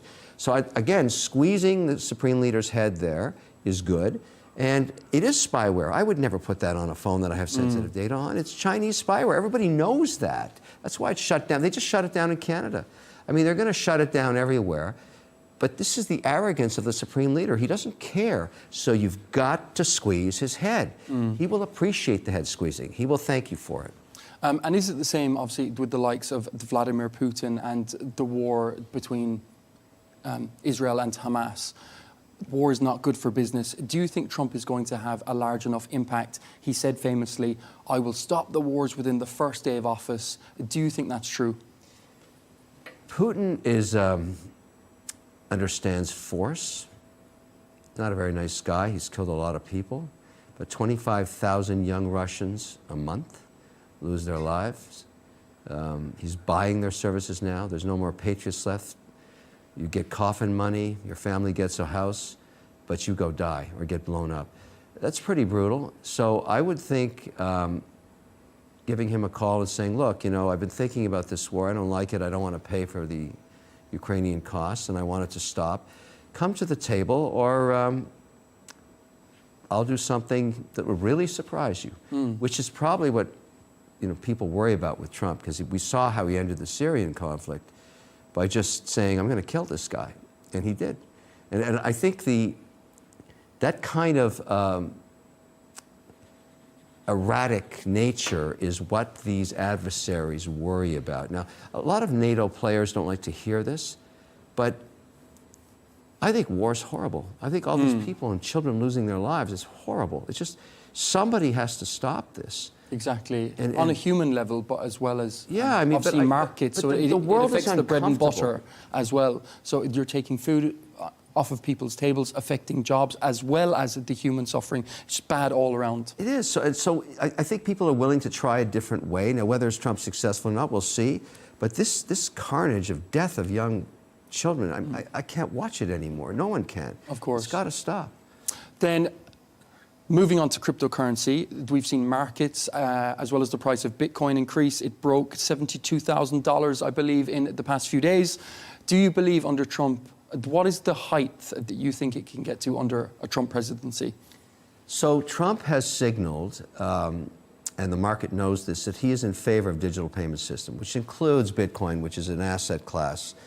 I'm not saying that's a digital payment system, but it's no different than gold. I mean, you can own some gold, you can own some Bitcoin. I own both. What the problem is, we don't have institutional support for it yet because it's not regulated in the U.S. The way other commodities are. So the rumor on the street is that the CFTC, which regulates commodities, is going to get the mandate for crypto, and they're looking for someone to run it. And they'll probably take a lot of that away from Gensler at the SEC, who's been litigating this sector, and successfully, I might add. He's you know, all the crypto cowboys, like Binance, CZ, he's a felon now. You know what happened to Sam Bankman-Fried. So people that took on Gensler all lost, and this is probably a good thing. So we move into a phase now where it's going to be regulated. There's a lot of optimism about it. Here in Abu Dhabi, we have the M2 exchange, which is a very interesting idea because it's completely compliant with its regulator. I see a lot of upside coming in crypto. And a figure, just briefly, do you think, what's the limit? Do you think it can reach 200K under a Trump presidency? I think we'll all see 100,000 shortly. I feel everybody should have 5% weighting in gold in their portfolio. Nothing wrong with 5% weighting in Bitcoin. I mean, why not? I mean, unless you really think, and you don't have to do this, I'm just saying alternative asset classes in times of uncertainty and inflation are good. I mean, I own gold and I've had it my whole life. I was given a locket from my Irish father when I was 11 years old that had a gold coin in it. That's when I fell in love with it. I've had that ever since. And I own bullion, I own ETFs. I mean, gold is gold. The Romans loved it, I love it.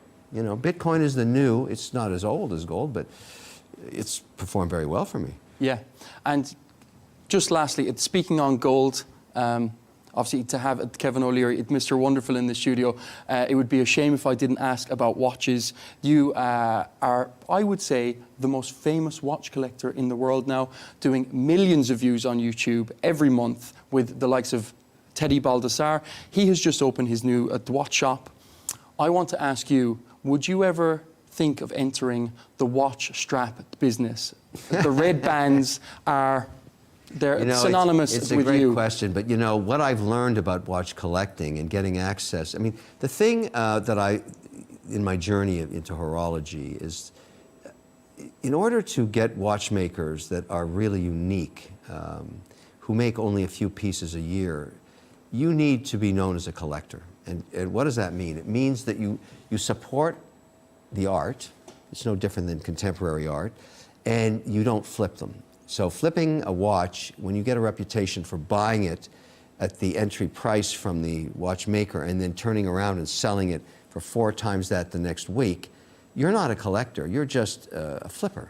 And the watch community is very small. It's you know, in terms of the makers, there's probably 25 makers of consequence worldwide. The word gets out overnight that you're not a real collector. And so it takes a long time to earn the trust of an F.P. Journe or a Simon Britt or any of these makers. And I'm known I've never sold a watch. And so I have a very vast collection, and I'm a dial guy, as you know. So I'm always looking for the new dial. I'm wearing a Moser, a unique dial here. And of course, this is a classic Daytona. I thought, this is New York time, this is Abu Dhabi time. And so I support. The thing about getting into the business of retailing watches or retailing bands is all of a sudden... I'd buy it, Kevin. Yeah, no, I'm 100%. You're no I'll pay longer a pretty penny for an O'Leary, band. But I'm very fortunate. Every watch company knows I won't wear it unless it has a red band. So they don't even offer me watches if they can't put a red band on. I would never buy them. So my whole thing's red band because it looks fantastic. Great with gold, great with platinum. I mean, this looks gorgeous. Works with my red. Of course. I just wonder if like on Shark Tank. Yeah, the whole thing is, you know, it's just over the years it's become one of my things. But each maker, watches are really a beautiful thing because they mark a period in your life. Every time I do a big deal, I buy a new watch, and I associate that deal with that watch. And you know, my daughters try and steal them, my wife, my son. Nobody gets to touch my watches. Like, that's it. That's the one thing that I've got. They're in vaults all around the world, you know, and I just love it. I just have so much fun. And the reason I like it is the community of watch collectors that I know all around the world are very eclectic. Surgeons, artists, financiers, royalty, you name it. And journalists? Yes, journalists. We share the passion of watches, and I think it enriches my life. Great. Kevin O'Leary, a millionaire investor, host of the Smash Hit Show at Shark Tank. Thank you so much for your time. You got it. Thank you.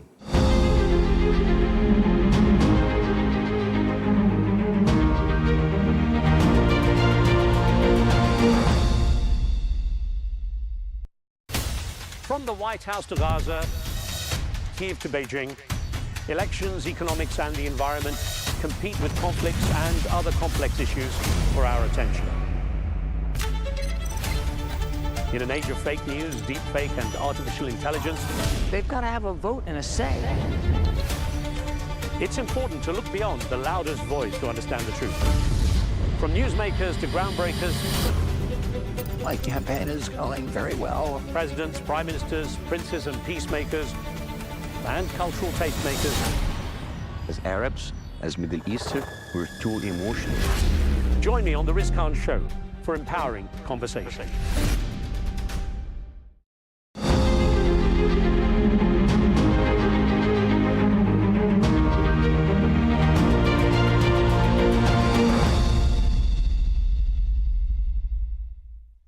A very warm welcome to the British Secretary of State for Science, Innovation and Technology, Peter Kyle. It's indeed a great pleasure to have you here with us on an Arabiya channel. Your Excellency, as this marks your first visit to Saudi Arabia, and you're moving now also after that to Doha, could you share with us more about the purpose of the visit? Well, Saudi Arabia and the United Kingdom, we are great partners. We have a historic partnership, and its partnership means sharing and it means learning from each other. So these sorts of trips are really important. For me to come here has been a great opportunity to talk about some of the things that the new government in Britain is doing, but also just to learn. And there's an awful lot to learn from here, and it's been a great time doing it. Yeah. So, Your Excellency, what is your vision for enhancing the collaboration between the UK and Saudi Arabia in science and technology and innovation? Well, our partnerships between Saudi Arabia and the United Kingdom are long-standing, but there's nothing that beats being here. So I wanted to get here as quickly as I can so that we can deepen some of the routes for the future. There's so many exciting possibilities here to explore, and I had a great time having an exchange earlier with His Excellency Al Swaha and exploring who is my counterpart and exploring all the opportunities we have between the briefs that we have, which are all in the really exciting, fast-growing economic opportunities of the future.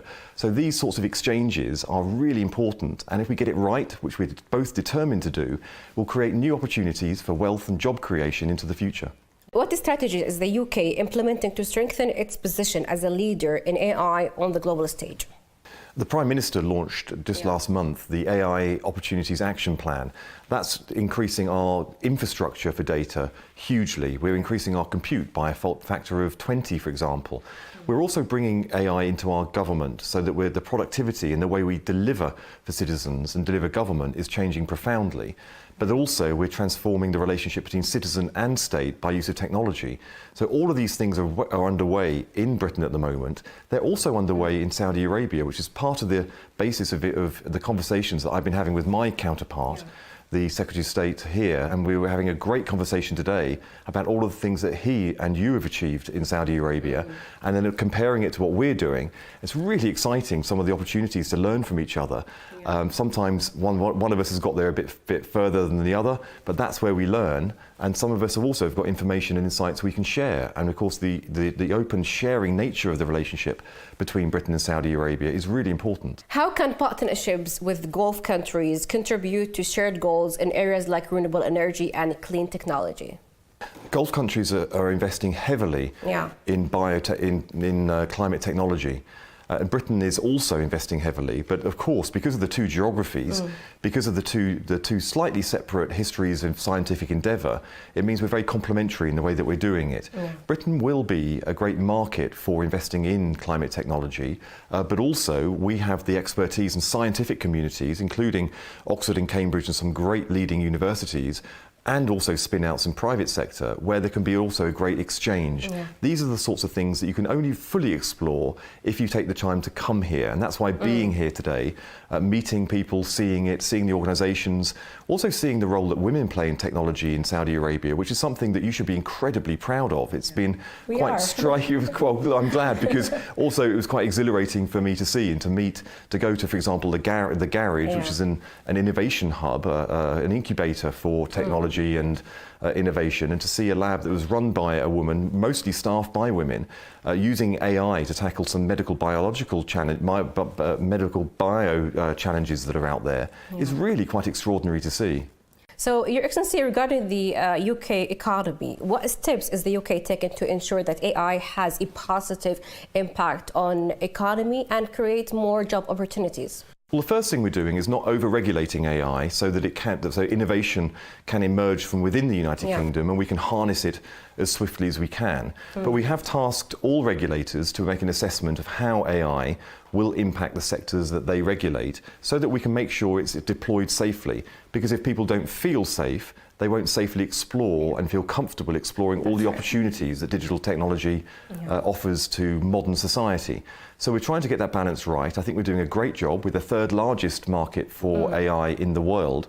We also have the scientific community, which means we can develop it and deploy it as well. We've got some way to go. Not all parts of the British economy are taking up AI as swiftly as we'd like, but we're working really hard to find the measures that we can take to tackle that. Because once we do, there will be huge opportunities for productivity, which means people and individuals can explore their full talent in the economy, but we as a country can get our #1 priority for this government going, which is economic growth. Yeah. So talking about that, let's now talk about the education in the UK. What plans does the UK have to enhance the education and capacity building in science and technology, both domestically and through the international partnerships? Well, firstly, this is a really exciting time for skills and skills development in the United Kingdom. We're undertaking the biggest review of our national curriculum for secondary education for a whole generation. The voice of my department and the needs of science and technology and the needs of those innovative technologies which are emerging are being placed front and centre in that review. We also have a new department, or the new unit called Skills England. That unit is there to make sure that those emerging skills will find the right place in the economy. And those people who are looking at this from other countries, Britain is a great place to come and work. If you've got great skills and you want to be somewhere, whether it's one of our leading universities, whether it's a company which is doing new and really exciting things, it's a great place to come and use your skills, fulfill your potential, and start building those international links and partnerships, which we're celebrating here on this visit. I'm sure it is a great place there. Thank you so much, Your Excellency, for your time. It's actually a great pleasure to have you here with us. Thank you. Thank you.